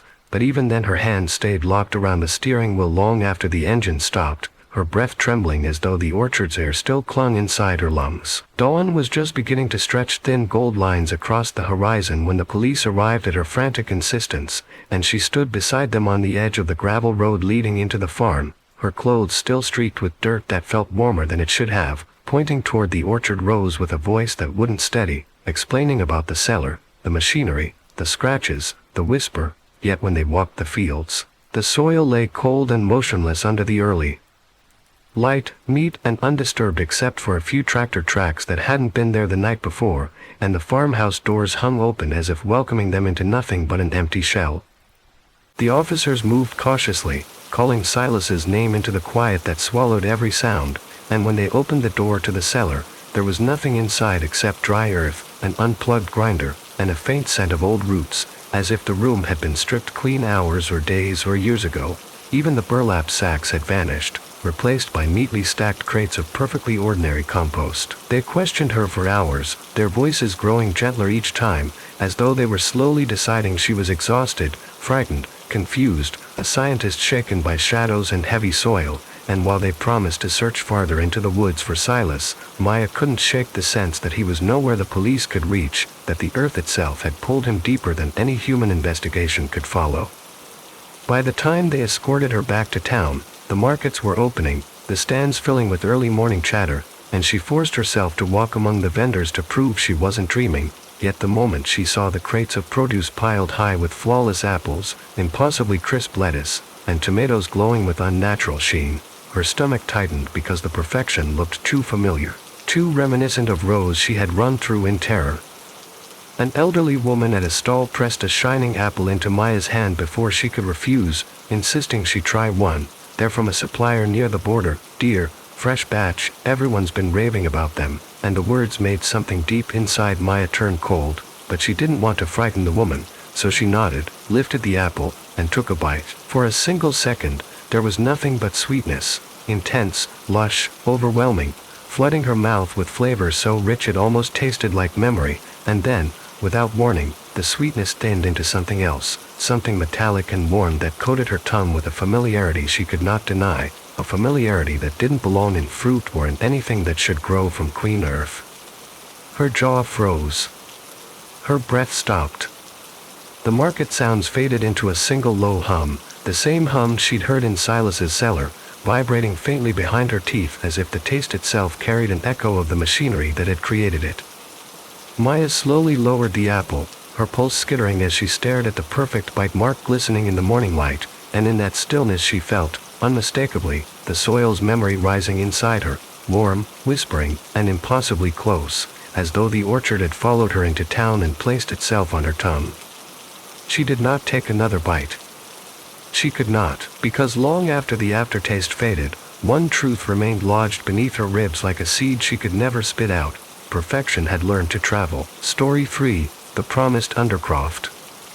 David had grown accustomed to the ordinary noises of a construction site, the metallic groan of rebar under tension, the rumbling growl of excavation drills, the rhythmic clang of pipes being lowered into place. But nothing in his decade of engineering across half a dozen megacities could have prepared him for the sound that drifted up through the elevator shaft at 3 in the morning. A sound so soft at first that he almost dismissed it as static until it rose in a wavering tremor that seemed to fold into itself like breath caught inside stone. The metro expansion project had been his life for the past 18 months, a labyrinth of glass towers, steel scaffolding, and earth-cracking machinery that cut through the city's underbelly like a surgical incision meant to tug modernity closer to convenience, and yet the deeper they dug, the more the ground seemed to resist them, as though the earth itself had grown weary of being carved open.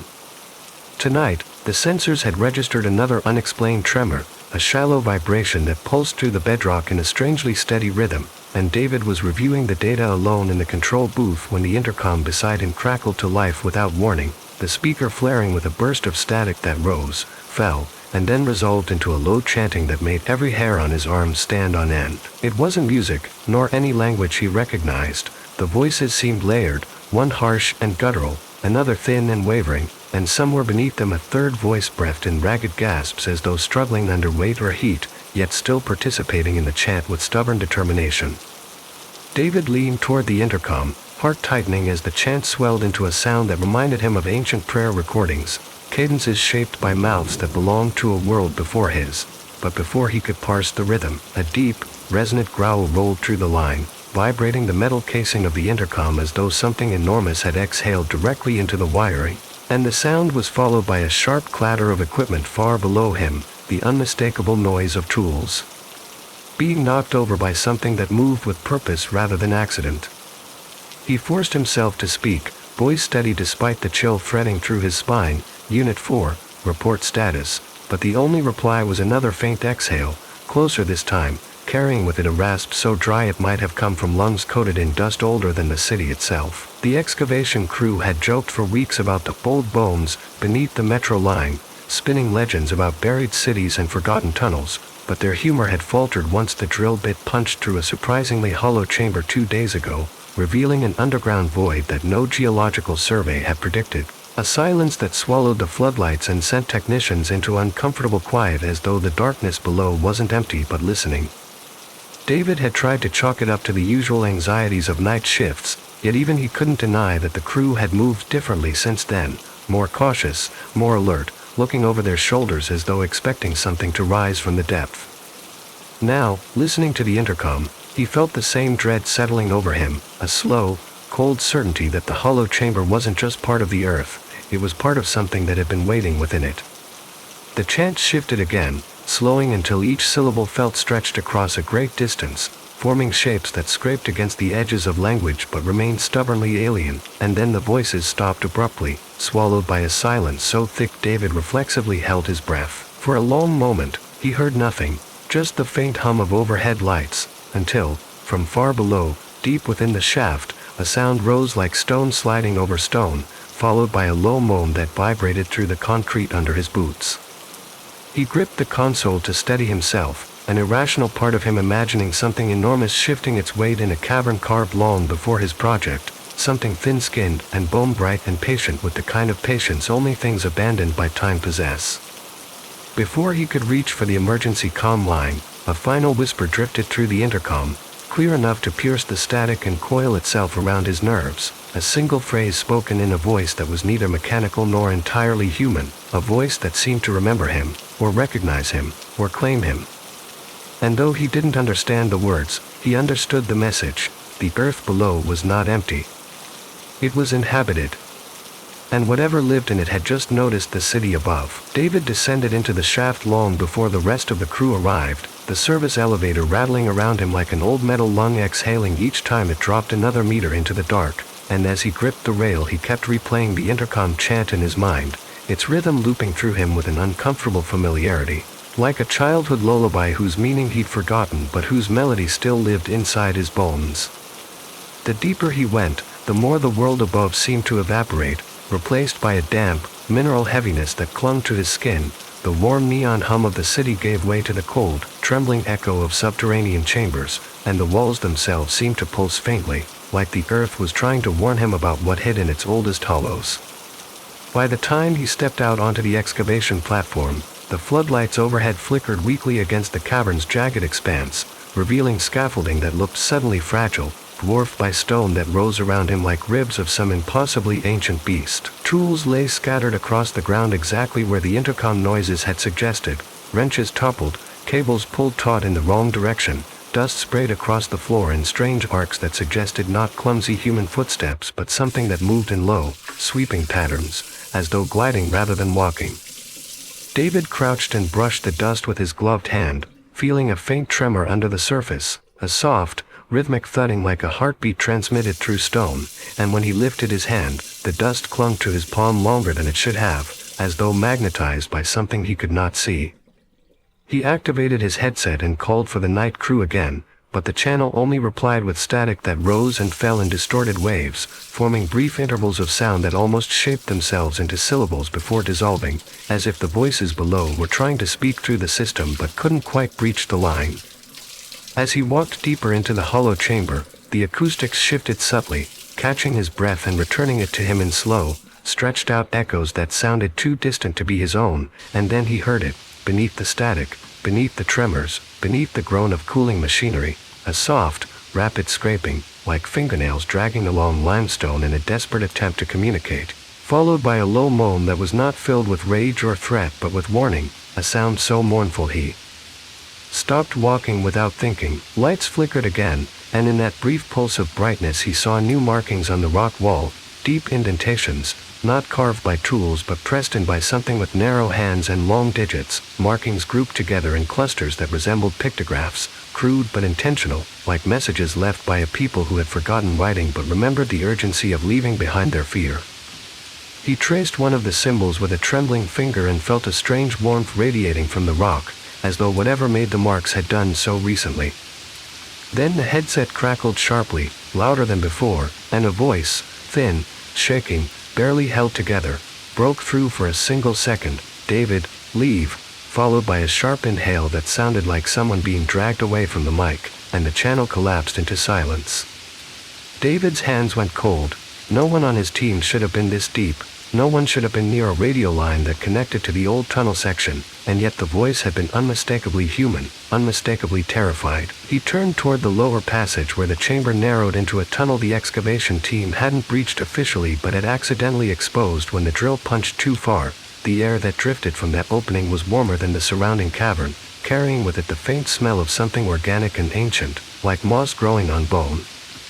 He stepped closer, shining his flashlight into the throat of the tunnel, and the beam touched something that shimmered briefly, smooth, pale surfaces arranged in tight formation, withdrawing the moment the light hit them, vanishing with a soft hiss like breath pulled sharply between teeth. He froze, heart hammering, because whatever he had seen wasn't human eyeshine or animal reflex. It was deliberate retreat, the movement of a creature that understood light and avoided it. Before he could step back, the intercom on the cavern wall crackled again, louder this time, and the chant he'd heard earlier rose through the speaker, low, resonant, echoing through the stone in layered voices that sounded less like individuals and more like a single collective consciousness awakening. The rhythm was slower now, more forceful, carrying a tone that struck him as neither threat nor invitation but a warning, an angry, ancient warning, and between the syllables he heard the unmistakable scrape of claws on rock, growing louder, faster, closer, the sound of a displaced tribe surging toward the source of the disturbance. David staggered backward, understanding suddenly and horribly what the markings meant. They were not symbols of worship or myth, but pleas left by a people forced deeper and deeper into the earth until the city above became both prison and curse, and now that he had breached their final refuge, they were rising not to conquer but to survive. David had barely taken 3 steps backward before the tunnel exhaled a sound that no geological formation should ever produce, a deep, quivering growl that reverberated through the stone like something massive turning in its sleep, followed by the sharp, staccato scrape of dozens, maybe hundreds, of limbs dragging across limestone in a frantic, collective surge, and when the floodlights flickered for a single agonizing heartbeat, he saw the movement not as a shape but as a distortion of darkness itself, a shifting mass of bone-outlined silhouettes hugging the walls in unnatural contortions, their long limbs bending close to their bodies to avoid the failing beams of light. The sound of their ascent grew louder in an instant, claws clattering against metal supports, stone cracking beneath weight that moved with speed but without rhythm, like a single organism composed of many bodies, each struggling against the brightness they hated yet driven by something primal, urgent, and older than the city built above them. David's breath froze in his chest as the intercom near the scaffolding burst into static again, but this time the chant erupting through the speaker felt angrier, a rhythmic call that vibrated against the cavern walls and sent a cascade of dust raining from the ceiling, the syllables rising in a pulse that matched the tremor under his boots, as though the creatures were using sound to coordinate their approach. He stumbled toward the central control dais, boots slipping in loose gravel, heart slamming with such force he could feel it echo in his wrists, and he fumbled with the switches that controlled the power grid for the excavation equipment, knowing that if the creatures reached him before he triggered the seismic drill, the darkness would close over him with the weight of centuries. Another screech tore through the cavern, this one so piercing that the scaffolding vibrated like struck metal, and in its aftermath came the unmistakable clatter of something metallic being hurled aside. A toolbox slammed against the far wall, scattering wrenches like shrapnel, and David knew they were already inside the chamber, clinging to its edges, inching toward him with bodies that moved like jointed shadows. His fingers closed around the seismic drill's ignition lever a split second before a pale shape skittered into the edge of his flashlight beam, revealing a creature hunched low with skin stretched so thin it looked translucent, its rib cage rising and falling in rapid tremors as it recoiled from the light, its elongated face turning just enough for him to see dark, depthless eyes that were not feral but aware of him. Aware of the threat he posed, aware of the intrusion that had shattered the quiet of their refuge. The creature let out a guttural sound, half gasp, half warning, and the tunnel behind it erupted with answering cries, a chorus of terrified fury that surged forward in a wave of limbs and bone and breath, and David, acting on instinct older than logic, slammed the ignition lever downward with every ounce of strength he had. The seismic drill roared to life with a violent shudder, releasing a bass-deep tremor that rippled through the cavern floor and walls with the force of a localized earthquake, and the effect on the creatures was immediate and visceral. The wave of bodies convulsed, collapsing inward as though the vibration had struck their nerves like a hammer, their limbs buckling beneath them, claws scraping wildly against stone as they scrambled to retreat from the shock that overwhelmed their senses. David could feel the tremor pounding through him as well, rattling his teeth and sending pain shooting up his legs, but he held onto the control panel with desperate determination, keeping the drill engaged as long as his shaking arms allowed, watching as the creatures dragged themselves back toward the sheltered tunnels, their retreat a frantic but coordinated withdrawal, not of defeated beasts but of a tribe desperately trying to preserve itself. The chant through the intercom distorted into a raw, agonized roar before cutting off entirely, swallowed by the seismic scream of machinery and the thunder of collapsing stone deep in the tunnel network. When the vibrations finally subsided and David released the lever, the cavern fell into a silence so heavy it felt physical, pressing against his ribs and wrapping around him like a cold shroud. Dust hung in the air in shimmering clouds, the floodlights flickered weakly, and the only sound left was David's ragged breathing mingling with the distant, fading echoes of the bloodline's retreat, a reminder that he had not defeated them, only driven them deeper into the dark that had once been theirs alone. David stood in the settling dust with the seismic drill's dying vibrations still quivering through his bones, and as the tremor faded into the cavern's suffocating quiet, he realized the air carried a new sound, an almost imperceptible chorus of soft clicking deep within the tunnels, not frantic like before but mournful, like a language withdrawing into itself after being forced to scream. He staggered away from the control panel and looked toward the hollow passage where the bloodline had retreated, and though he could no longer see movement, the darkness there seemed heavier, denser, as though the creature's absence had weight. The floodlights continued flickering irregularly, revealing glimpses of claw marks across the scaffolding, shattered stone littering the floor, and long streaks of dust dragged in patterns that suggested bodies pulled away in urgent unity, as if they had carried their wounded with the same fierce precision they used in attack. David forced his legs to move, climbing back toward the service lift, and each step made the cavern groan with a deep internal strain, the kind that precedes collapse, the earth shifting to seal a wound. When he reached the elevator and keyed the ascent, the lift jerked violently before rising, metal cables whining under stress as the entire shaft trembled around him, and for a breathless moment he feared the ground would swallow him along with everything else below. Somewhere deep beneath the rising platform came a low, resonant sound, not a growl, not a chant, but a heartbeat-like pulse that echoed through the stone in fading intervals, as though the bloodline was reinforcing the walls of its hidden home, reclaiming the chamber the Metro project had violated. By the time he emerged into the upper terminal, alarms were already blaring throughout the site, red lights strobing across concrete pillars, and workers rushing toward the surface with wide, frightened eyes as emergency protocols triggered automatic shutdowns. No one spoke at first, too stunned by the tremors and the sudden power failure, but the site manager finally intercepted David near the exit, face pale, demanding an explanation, asking whether the drill destabilized a fault line, asking why the geological sensors were spiking with signals that mimicked organic movement rather than rock fracture. And David tried to answer but found his voice caught between truth and the impossibility of speaking it aloud. As they evacuated, a final, violent shudder tore through the ground beneath them, sending cracks rippling across the platform and dropping chunks of concrete into the hollow below with hollow, echoing thuds that sounded disturbingly like something welcoming the rubble home.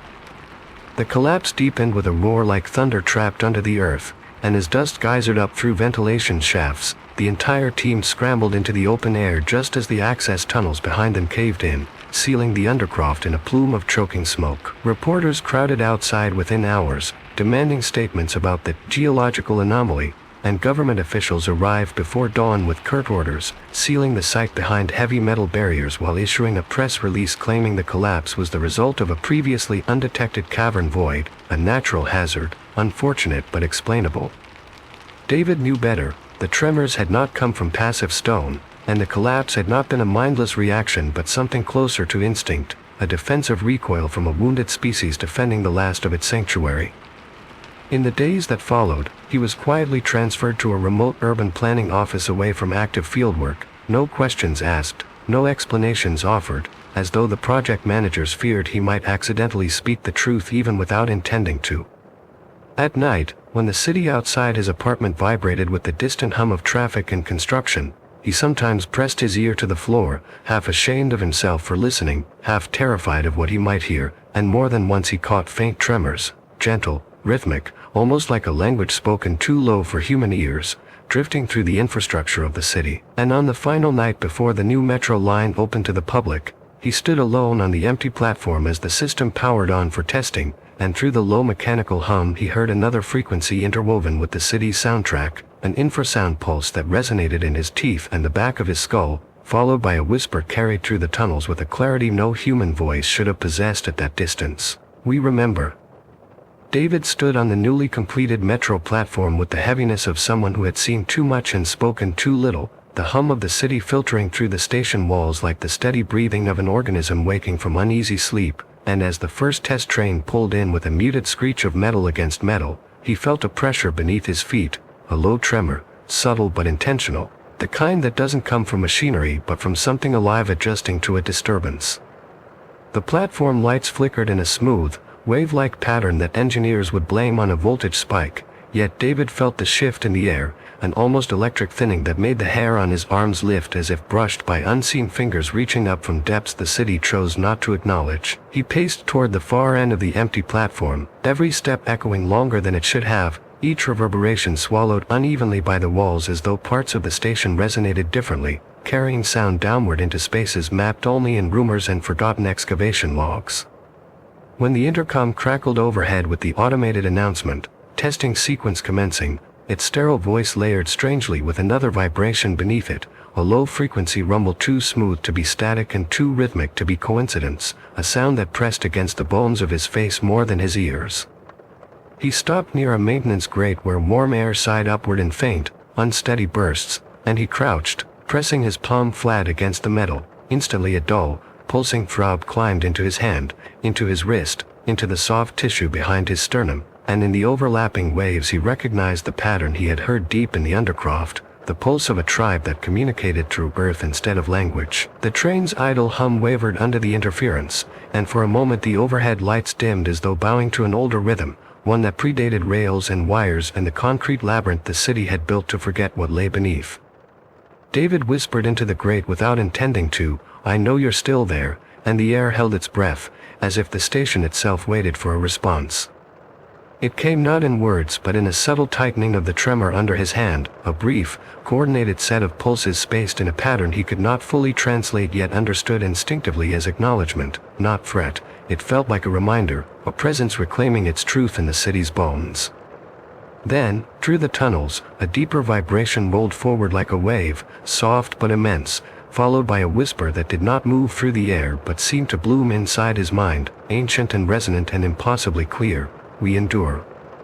The tremor faded, leaving only the clean, bright hum of the test train and the soft sigh of ventilation vents, and when David rose to his feet, the city felt different, not hostile, not haunted, but shared, layered, a place where modern noise and ancient bloodlines coexisted in uneasy truce beneath thousands of unsuspecting footsteps. As the test train departed and the tunnel swallowed its light, he walked back toward the exit slowly, the distant drum beneath his soles following him in gentle cadence, like a heartbeat refusing to be forgotten, promising that the Undercroft would keep its vigil long after the city stopped listening. Story 4, Room 237 and the Hider. Simon learned on his first night at the Rosewood Hotel that old buildings held their own kind of breath, the sort of quiet that felt watched rather than empty, and as he walked the length of the dim second-floor corridor with its peeling wallpaper and brass sconces humming with tired electricity, he couldn't shake the feeling that the silence here wasn't passive but disciplined, as though the hotel had been holding its tongue for years. The manager, a thin man with a permanent frown etched into his forehead, had given him only one unusual rule during orientation: don't go near room 237 after midnight. Don't check it. Don't knock. Don't even pause outside the door, and though the instruction came wrapped in the casual tone of someone reciting a routine safety warning, Simon noticed the way the man's eyes drifted past him toward the hallway while he spoke, as if expecting the door to open of its own accord. That first night, when the building finally settled into its midnight posture, Simon stood alone behind the reception desk listening to the creaks of aging plumbing and the distant hum of the faulty elevator, and he almost believed the warnings were superstitions meant to scare new hires, until the sounds began. They arrived precisely at 12:14 a.m., a crisp clatter echoing down the empty hall like luggage tipping over, followed by the muffled thud of hurried footsteps, a whispered argument so faint he could barely catch the cadence, something metallic hitting the floor with a sharp ring, and finally the frantic slap of someone running at full speed toward a door that did not open.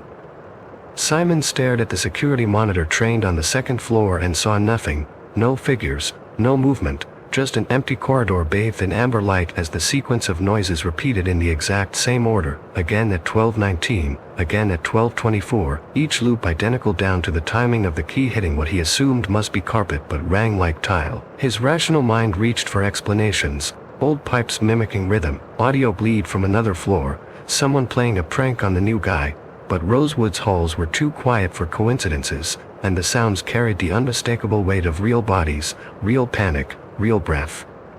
Behind every looped noise was an urgency that felt trapped, like someone replaying the worst moment of their life without escape.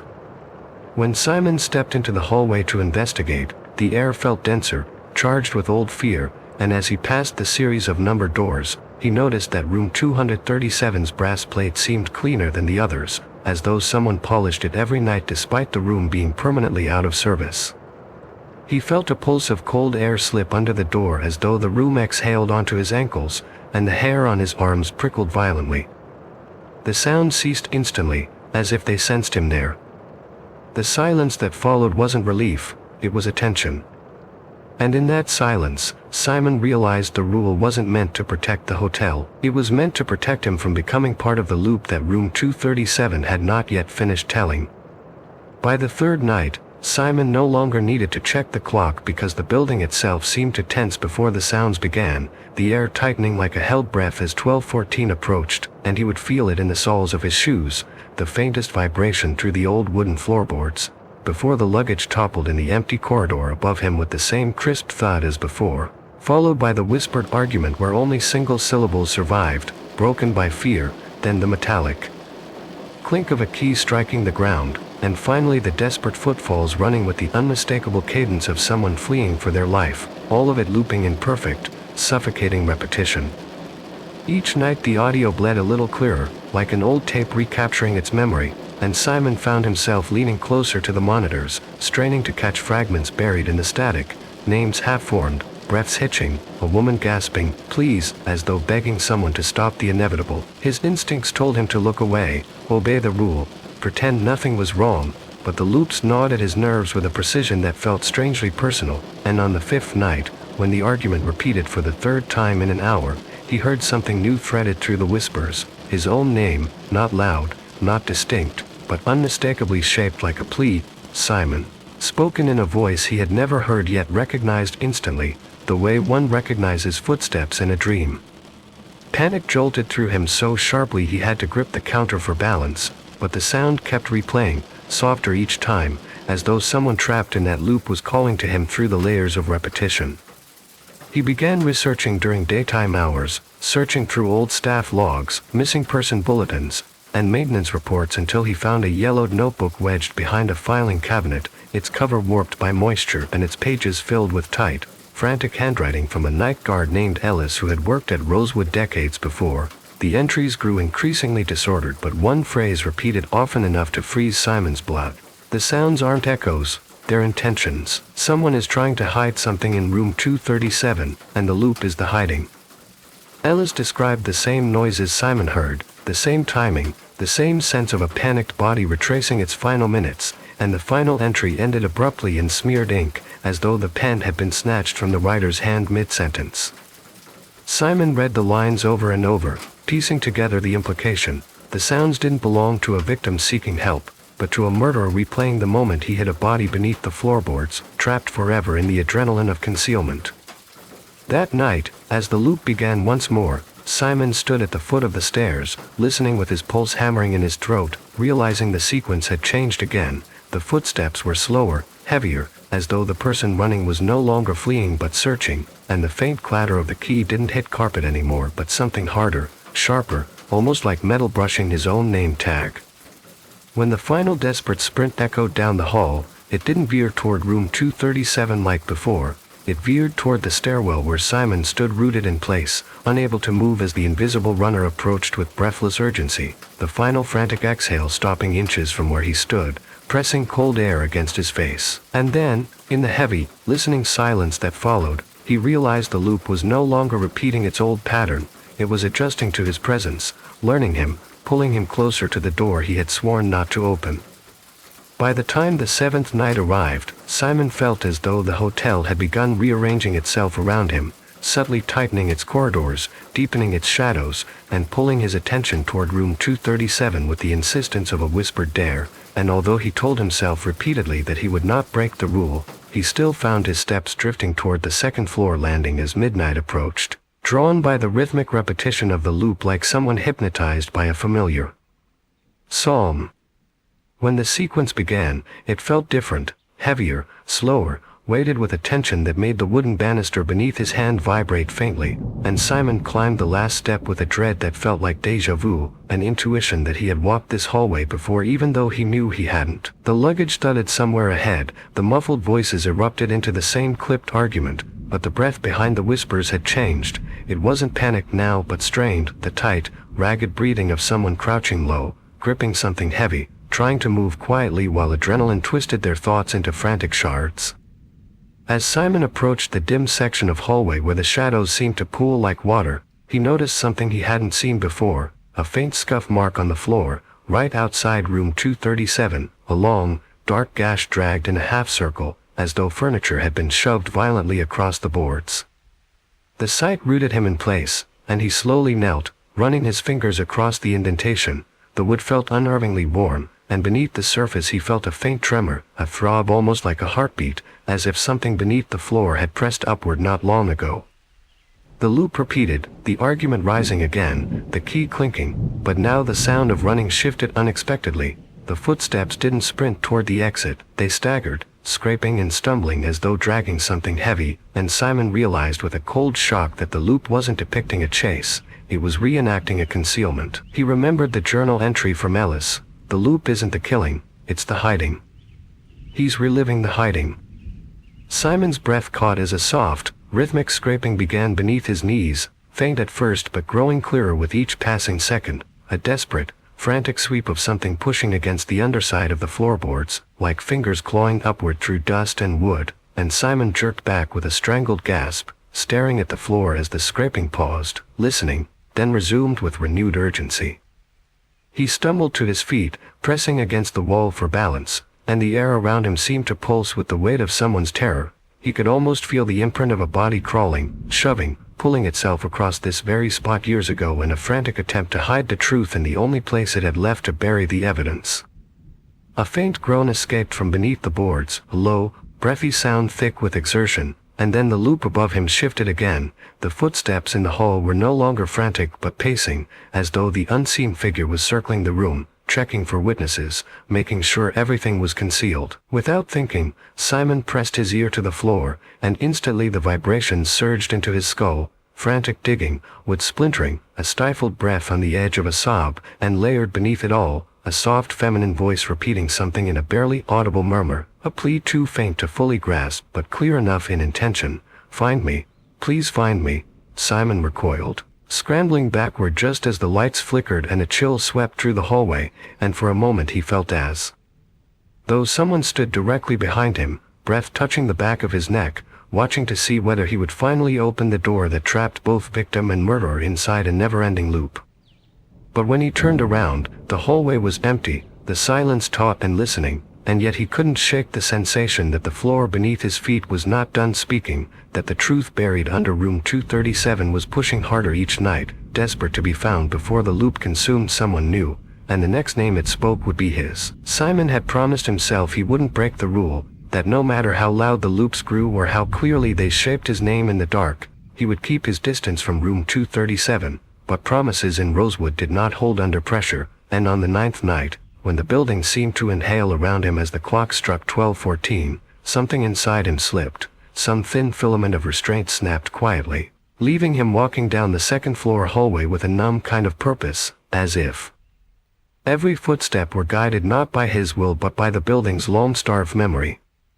The loop played out louder than ever, the thud of the suitcase shaking dust loose from the ceiling, the argument rising into harsh, breathless syllables, and the unmistakable clink of the key hitting the floor, but instead of running, the unseen figure's footsteps halted, turning sharply toward room 237 with a decisiveness that chilled Simon's spine. The brass numbers on the door gleamed unnaturally in the dim light, reflecting a faint, uneven glow like something flickering behind the wood, and as Simon approached, the air around the handle felt colder than the rest of the hallway, as if the metal had been sitting in shadow long enough to forget what warmth was. He hesitated only a moment before his fingers closed around the knob, and to his horror, it twisted effortlessly. The door hadn't been locked for years, maybe decades, maybe never at all.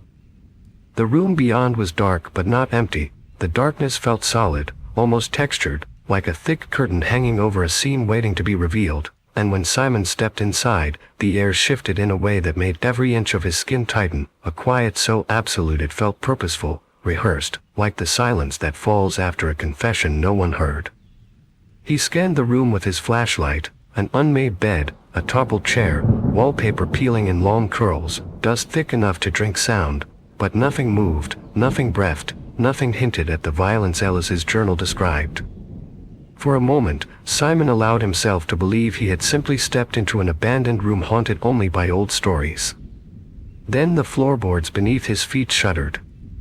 Not loudly, not even enough to rattle dust, but with the unmistakable pressure of something shifting from below, a push upward as faint as a fingertip pressing gently against skin. Simon froze, listening as the tremor repeated, this time accompanied by a muffled, barely there sound that made his stomach cave inward, a low, strained exhale, the kind made by someone lying on their stomach and trying desperately to breathe through a mouth filled with dust and wood. He crouched without meaning to, pressing his palm to the warped floorboards, and the breath grew clearer, rising in tiny, choking bursts that carried the agony of someone who had been gasping for decades. His flashlight slipped sideways, beam landing on the deepest indentation in the floor, an oval scrape surrounded by gouges in the wood, marks made by fingernails dragging in frantic circles as though someone buried beneath had tried to claw upward but lacked the strength to break through. The room stayed silent above him, but below, the breathing grew louder in small, rhythmic pulls, accompanied now by the soft scrape of fingers moving across the underside of the board, the same frantic sweeping sound Simon had heard through the hallway earlier. His throat constricted as a faint voice, hoarse, strangled, brittle with time, rose through the cracks in a single broken syllable. Here, Simon jerked backward, heartbeat crashing painfully against his ribs, and the loop outside the room abruptly restarted, the suitcase falling, the argument beginning, but now the argument wasn't muffled. It sounded as if the voices stood directly behind the closed door, full-bodied, panicked, desperate, and the footsteps that followed didn't run away but ran toward room 237, stopping with a forceful, invisible impact against the opposite side of the wall. Something slammed against the floor beneath Simon in perfect sync, as though the past and the buried were striking the same spot at the same time, and suddenly he understood. The loop wasn't a haunting of the victim, it was the murderer reliving his panic, replaying the instant he shoved a body beneath the boards, listening for movement that never fully stopped. The hotel wasn't replaying the crime, it was replaying the guilt. And now that Simon had opened the door, whatever was beneath the floor finally sensed someone willing to hear it. Simon called the police with shaking hands, his words tumbling out in a frantic torrent as he tried to describe the breathing beneath the floor, the fingernail gouges, the shifting boards, and the looping sounds that traced the shape of a murder too old for logic yet too alive to ignore. And though the officers arrived within minutes, their flashlights slicing through the dusty dark with efficient indifference, the room they stepped into was not the room Simon had seen. No scraped floorboards, no warped indentation, no cold breath rising from beneath, only an undisturbed carpet covering a smooth, ordinary hardwood floor that rang hollow but clean when the officers knocked on it, as if it had never concealed anything except shadows. They asked him polite, practiced questions, the kind designed to rule out exhaustion or stress, and Simon answered them with the certainty of someone who knows what he heard, what he felt beneath his palms, yet with every gesture the room made him look more unhinged. The chair stood upright instead of toppled, the dust had settled evenly instead of clinging to gouges that no longer existed, and even the faint scuff mark outside the door, the half-circle scrape left by dragged weight, had vanished, as if scrubbed clean by unseen hands. When the officers left, offering a sympathetic nod but clearly convinced it was nothing more than an overactive imagination stirred by a lonely night shift, Simon remained in the room long after their footsteps faded, listening to the absolute stillness that settled around him like a thick sheet of cloth. It was a stillness he didn't trust, a stillness that felt rehearsed. When he finally returned to the lobby, the building seemed to breathe with him, the walls expanding and contracting in a rhythm just barely perceptible in the corner of his awareness, and though he tried to resume his shift with the calm he'd once carried, the hotel had learned him now, and its attention clung to him like the faint scent of old wood. At 12:14 the next night, Simon didn't go upstairs, telling himself that distance would break the spell, but the loop began anyway, louder and sharper, the suitcase falling with a jarring metallic thud that made the front desk shudder, the argument unraveling into full sentences he'd never heard before, accusations, panic, a rustle of cloth, a woman crying that she wasn't going to let him get away with this, and the clatter of the key rang so loudly through the ground floor that even the elderly guest reading in the lobby glanced up in confusion before shrugging it off as building noise. Simon felt the sound travel through the soles of his shoes this time, as though the key had fallen directly beneath him, and when the running footsteps began, they didn't echo from above. They sprinted down the empty lobby hall, growing louder, closer, more desperate, until he could hear the ragged breath of the unseen runner directly behind him, the final exhale brushing the back of his neck like a cold apology. He spun around, heart hammering, but nothing stood there, only a faint shimmer in the air where heat and memory collided. He tried to steady himself, to swallow the rising fear, to remind his mind that ghosts do not chase night guards, but the building had already woven him into its ritual. When he reached into his pocket to retrieve his shift keys, something small and cold slipped free from his fingers, hitting the floor with that same unmistakable metallic clink he had heard in the loop night after night, the key that had belonged to the murderer in 237, the key no one had dropped in decades, the key he swore he did not have. The sound echoed too long, bouncing off the lobby walls with hungry precision, and Simon stared at it on the carpet, frozen, his thoughts stuttering as a whisper rose in the quiet, a whisper that did not come from the hallway or the vents or the radio, but from inside him, soft and trembling, forming words he did not remember thinking at all. "I have to find a place to hide it," and as the whisper faded, the hotel seemed to sigh with contentment, as if the loop had finally found someone new to finish the story it had rehearsed for far too long. Story 5, The Sanctuary of the Forgotten. The Willow Creek Preservation Site didn't look like a place that needed permission to scare people. It had long outgrown the theatrics of urban legends and cheap ghost stories, standing instead like a wounded thing made of steel ribs and brick skin, every window shattered into jagged teeth, every rusted pipe clinging to the building like veins that refused to die. And when the ghost-hunting crew arrived just after dusk, the last streaks of daylight scraped weakly along the factory walls as if the sun itself had always avoided this place. The team, Rhett the lead investigator, Lana the EVP specialist, Marco the equipment tech, and Owen the quiet cameraman, moved through the skeletal gate with a cautious confidence born from years of provoking spirits who rarely fought back, but even they fell silent when the air shifted the moment they crossed the threshold, growing heavier, warmer, threaded with a faint chemical tang that seemed to rise not from the ground but from memory itself. The factory floor stretched out before them like a collapsed lung, the vast hall littered with rusted sewing machines, overturned looms, and heaps of shredded fabric that had long since fused with the dust, yet the silence felt wrong, as if the space had merely paused between shifts rather than been abandoned decades ago after the fire that killed 47 workers and crippled dozens more. Owen kept the camera steady, following the flicker of their flashlights, but even through the lens he sensed something watching from the rafters, something that moved not with footsteps but with the slow collective shift of attention from a crowd that had once labored here in heat, smoke, and repetition. When Lana powered on the EVP recorder, the static rose instantly, not the normal soft hiss of ambient interference but a thick, textured rumble like 100 throats clearing in the dark around them, and Rhett, who usually greeted hauntings with eager bravado, felt his voice shrink as he called out into the hall, "We're here to listen." The static responded by dipping, folding inward, then surging back with a crackle that almost resembled breath, followed by a faint chorus of coughs, dry, brittle, overlapping, echoing the respiratory strain of workers who had once inhaled lint and chemicals until their lungs grew heavy with dust. Marco swung his light toward the far end of the hall where conveyor belts sat frozen in place, and for a moment they all heard it, the low, rhythmic clunk of machinery trying to start, gears grinding in fits and shudders, followed by the whisper-thin sound of fabric tearing even though the room was still.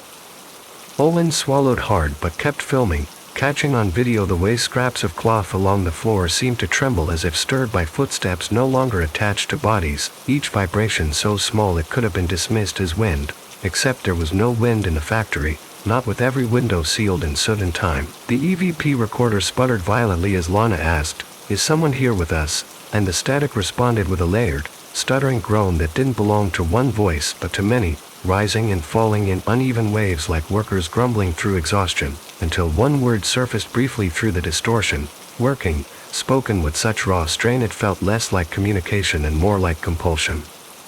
Red exchanged a tense glance with Marco before stepping deeper into the hall, his boots crunching over broken spools, yet with every step he sensed the same invisible presence pressing closer, a mass of attention gathering in the stagnant air as if hundreds of eyes were turning toward him from every corner of the building.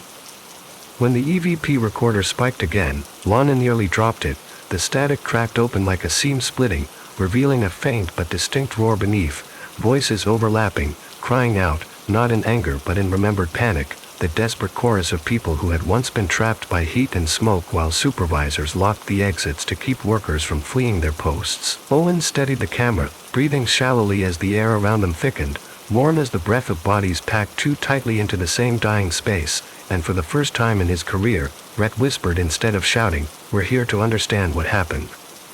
The EVP sputtered again, and a new sound threaded through the static, a slow scrape, like heavy tools being dragged across the floor, followed by a faint rustle of cloth, the unmistakable echo of a shift changing, even though no one living had worked a shift here in 40 years. And as the last of daylight disappeared behind the broken windows, plunging the factory into the deep cool of a structure that remembered everything except mercy, Owen realized that Willow Creek did not need to be opened, it had never closed.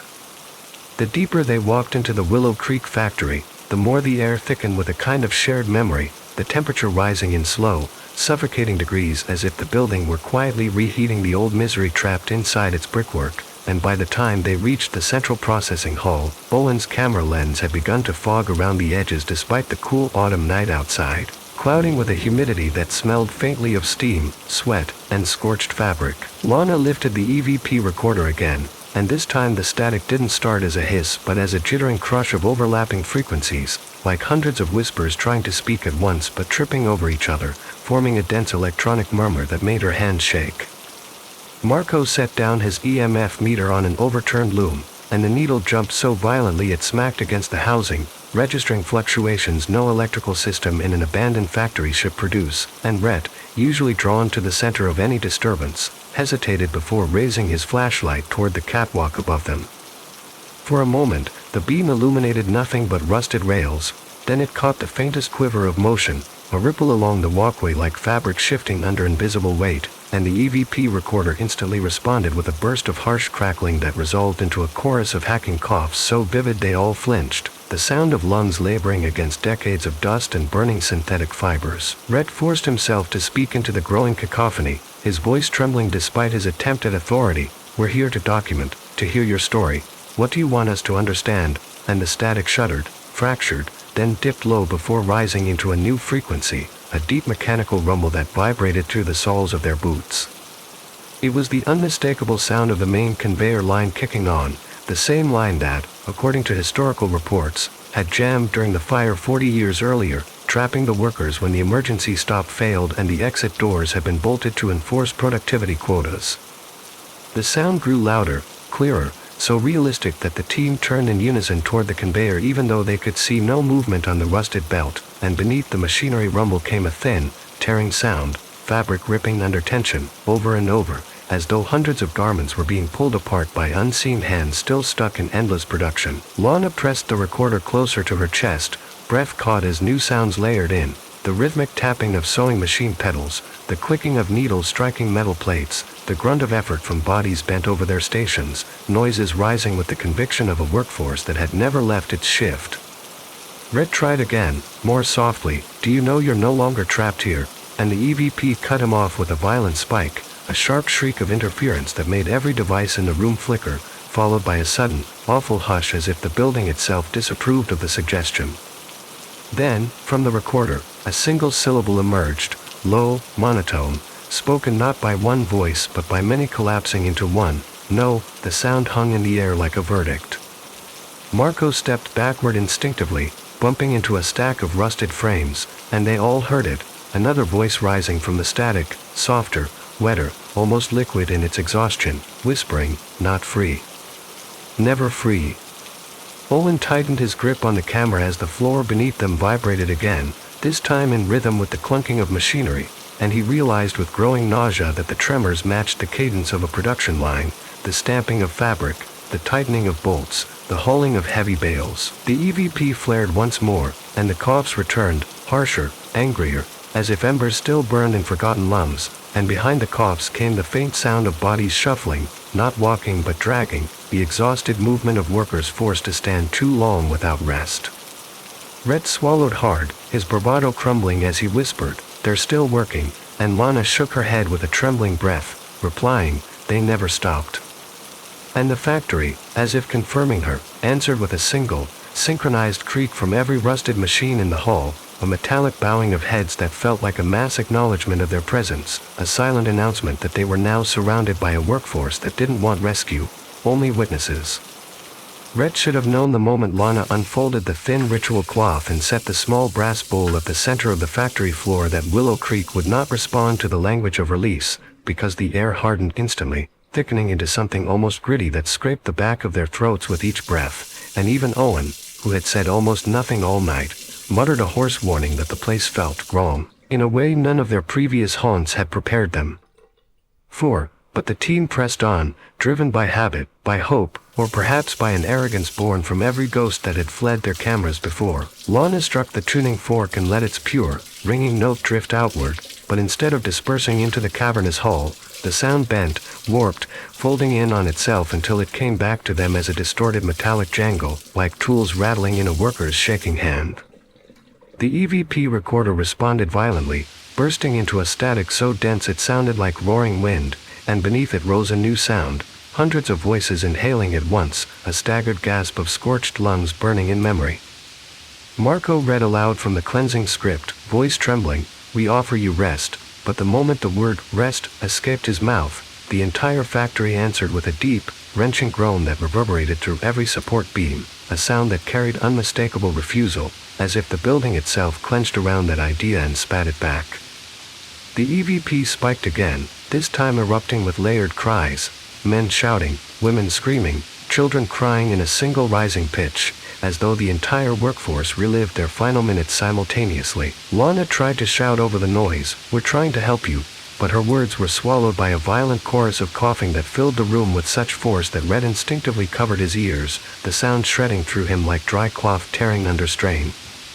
The lights on their equipment flickered wildly, casting frantic shadows across the walls, and in the stuttering glow they saw the impossible, the outlines of bodies slumped over old sewing machines, each silhouette pulsing in and out of visibility, bent shoulders rising and falling in exhausted rhythm, hands moving mechanically in phantom motions of work no one living could still perform. A cold draft swept across the hall, carrying with it the faint smell of burnt cotton and panic, and Owen's camera trembled in his grip as the shadows on the far wall elongated, merging together into a single, towering silhouette that loomed above the group with the posture of a foreman overseeing a shift that had never ended. When Rhett stepped backward, the conveyor belt beside him jerked violently as if struck, sending a cloud of dust into the air, and then the EVP changed, no longer screaming, no longer coughing, but speaking in a voice so cold and unified it felt like a blade sliding across the room. "Stay." The word knifed through the machinery hum, and then again, sharper, angrier, "Stay and work."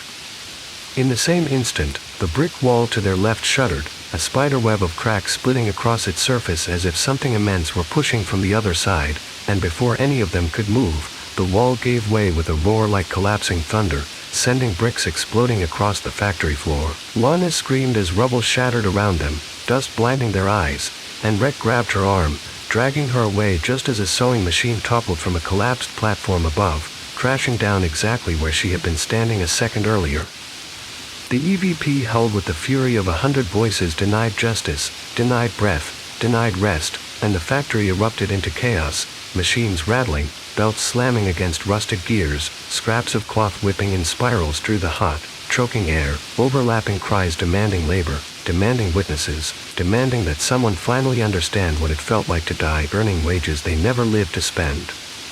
Owen, gripping his camera like a lifeline, realized with sudden clarity that this wasn't an outburst of rage but a collective demonstration, a furious reenactment of the moment everything burned and collapsed and smothered them, and the spirits weren't warning the team to flee, they were demanding they stay, and experience the suffocating end of the shift that had killed them. Rhett tried to shout instructions, tried to lead them toward the exit, but every pathway collapsed under falling beams, every escape route filled with rolling smoke like shadows twisting into shapes of exhausted workers blocking their way, and as the machine chorus swelled to a deafening crescendo, Owen realized the only way they would survive was if one of them stopped fighting and started listening.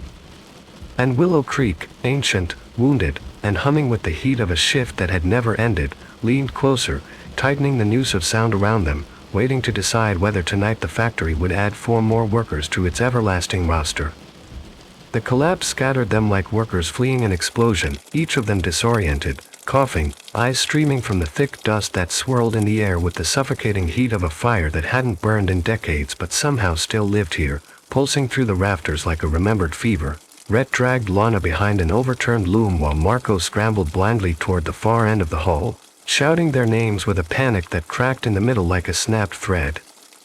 And through it all Owen staggered alone into the long corridor adjoining the weaving chamber, clutching the camera not out of duty anymore but because the machine felt like the only solid anchor in a place that no longer obeyed physical laws. The moment he crossed the threshold, the oppressive noise behind him dimmed, not stopping, but shifting, like a crowd turning its collective head to watch him, as if the factory had singled him out, isolating him with deliberate precision.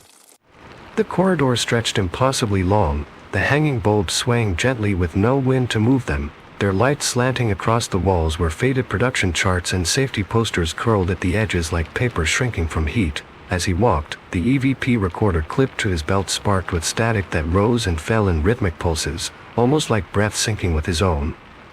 Then the voices returned, not screaming now, not frantic, but murmuring in a collective undertone, a low, exhausted growl of men and women who had worked double shifts without rest, who had inhaled scorching fumes and lint until their chests tightened permanently, a sound that vibrated through the corridor like a plea too painful to raise above a whisper. Owen lifted his camera, the lens trembling as he pointed it toward the glass pane beside an office door, and through the dust-coated window he saw shapes that made his blood run cold, silhouettes bent over invisible workstations, shoulders hunched in mechanical rhythm, heads jerking downward with phantom fatigue, their movements synchronized with the factory floor beyond the wall, as if the entire building were still mid-shift despite the decades of abandonment. One figure, a woman with hair tied back in a long, brittle braid, suddenly paused and turned her head slowly toward him, her outline flickering faintly as though her existence were stitched from the memory of light rather than the light itself, and the EVP screeched with a rising pitch that resolved into words pressed through too many voices at once. "Supervisor." Owen shook his head violently, backing away with his heart rattling against his ribs, and the corridor floor shuddered beneath him in a slow, deliberate rhythm, 3 sharp pulses, like a signal or command. From behind him came the distant sound of Rhett yelling his name, followed by Lana screaming for help as something heavy slammed onto metal in the main hall, but Owen couldn't turn back. The building held him in place, as though the air around his legs had thickened into wet fabric, gripping him from the ankles upward. The EVP hissed, crackled, then delivered another layered voice, colder, clearer, formed from dozens of trapped throats speaking as one, "No leaving." In the same instant, the overhead lights flickered violently, and shadows spilled across the walls like liquid, stretching long limbs toward him with the slow certainty of hands reaching for someone who owed a debt. Owen staggered backward into a storage alcove, chest heaving, and the moment he crossed into the small room the corridor behind him snapped into an unnatural stillness, the noise cut out, replaced by a pressure so absolute it felt like a palm pressed across his mouth. Dust drifted down from the ceiling in a fine sheet, shimmering like burned cotton, and as he lifted his camera, he realized the room was lined with old time cards, hundreds of them, pinned crookedly along the wall, each stamped with incomplete shifts that ended on the night of the fire. One of the cards fluttered loose as though blown by breath, and Owen caught it instinctively, staring in horror at the name printed at the top, Foreman Hale, the man who'd been blamed for locking the exits and who had supposedly died in the blaze. But the back of the card bore fresh ink, strokes so dark they looked wet, and as Owen lifted it closer to the camera's light, he felt his stomach drop. The message was not from the foreman but from the workers he had trapped. "He made us stay. Now you will stay." The corridor behind him roared back to life with thunderous force, the factory answering his discovery with a surge of machinery noise that rolled like a tidal wave down the hall, and the EVP delivered one final command, a voice forged from fire, smoke, and decades of unmet justice: "Shift not over." And Owen, trembling, understood with perfect clarity that the spirits did not want to hurt them, they wanted replacements. Owen didn't remember how he escaped Willow Creek, only fragments, jagged and disjointed, like film reels that had been spliced together out of order, Rhett shouting his name somewhere behind him, Lana screaming as a beam collapsed inches from her head, Marco crawling across the floor with blood streaming from a gash on his forehead, and the factory answering their terror with a rising, unanimous roar of machinery and voices blending into a single force that seemed determined to fold them into its shift. The corridor had buckled beneath Owen's feet as he ran, the floor tilting like a conveyor belt trying to pull him backward, and shadows surged alongside him in long, flickering waves, workers moving in unison, their silhouettes stitched together by decades of shared suffering. He remembered throwing his shoulder against a rusted emergency door that shouldn't have opened but did, slamming into the night air as the building exhaled behind him with a sound like 1,000 lungs collapsing in disappointment, and then he was outside, stumbling across the cracked pavement with the camera still clutched to his chest like a newborn he was terrified of dropping, though the rest of the team never made it through the exit before the walls began to fold inward with the slow inevitability of a machine shutting down. By sunrise, the authorities were already treating the site as a structural failure, tape fluttering in the pale wind as officials in clean jackets muttered about unsafe beams, outdated schematics, and a survivor, too shaken to give a coherent statement, and Owen sat numbly on the curb, staring at his dust-covered hands while the paramedic wrapped a blanket around him, asking soft questions he couldn't answer, because the only truth he had to give them was one no one would accept, that Willow Creek had not been haunted by individual spirits but by a collective consciousness, a workforce bound together in resentment so heavy it had become its own entity, one that didn't want rest, forgiveness, or release. It wanted structure. It wanted order. It wanted labor. Days later, when Owen finally gathered enough courage to replay the footage, the apartment around him felt too quiet, the walls too thin, the air too still, and as the video flickered to life on the screen, the factory's chaos returned in trembling images, machines rattling violently without power, silhouettes gathering along the catwalks, the collapsing wall, Lana's screams dissolving into static, but something new threaded beneath it all, something he had not heard while trapped inside the building. Beneath the roar of machinery, Buried under the screams and the scrape of metal was a steady, rhythmic sound, sewing machines ticking in perfect unison, slow at first, then tightening into a steady production pace, and Owen leaned closer to the screen as the sound grew clearer, more deliberate, as if the factory were slowly regaining efficiency. The footage dimmed suddenly, colors draining until only grainy monochrome remained, and then the EVP recorder, still clipped to his belt during the escape, came online in the video with a soft electronic pop. At first, only static filled the room, but as the seconds passed, the static thinned, flattening into a cold, mechanical hum that pulsed in time with the sewing machines. Then a voice emerged through the hum, a single female voice, calm, precise, with the practiced authority of someone taking roll at the start of a shift. "You survived," she whispered, her tone neither grateful nor cruel, simply factual, the way foremen once addressed workers before assigning tasks. Owen felt his breath snag. The voice continued, "The others did not. The floor is short one overseer." There was a soft click, like a punch clock stamping a card, and the hum deepened until the speakers vibrated.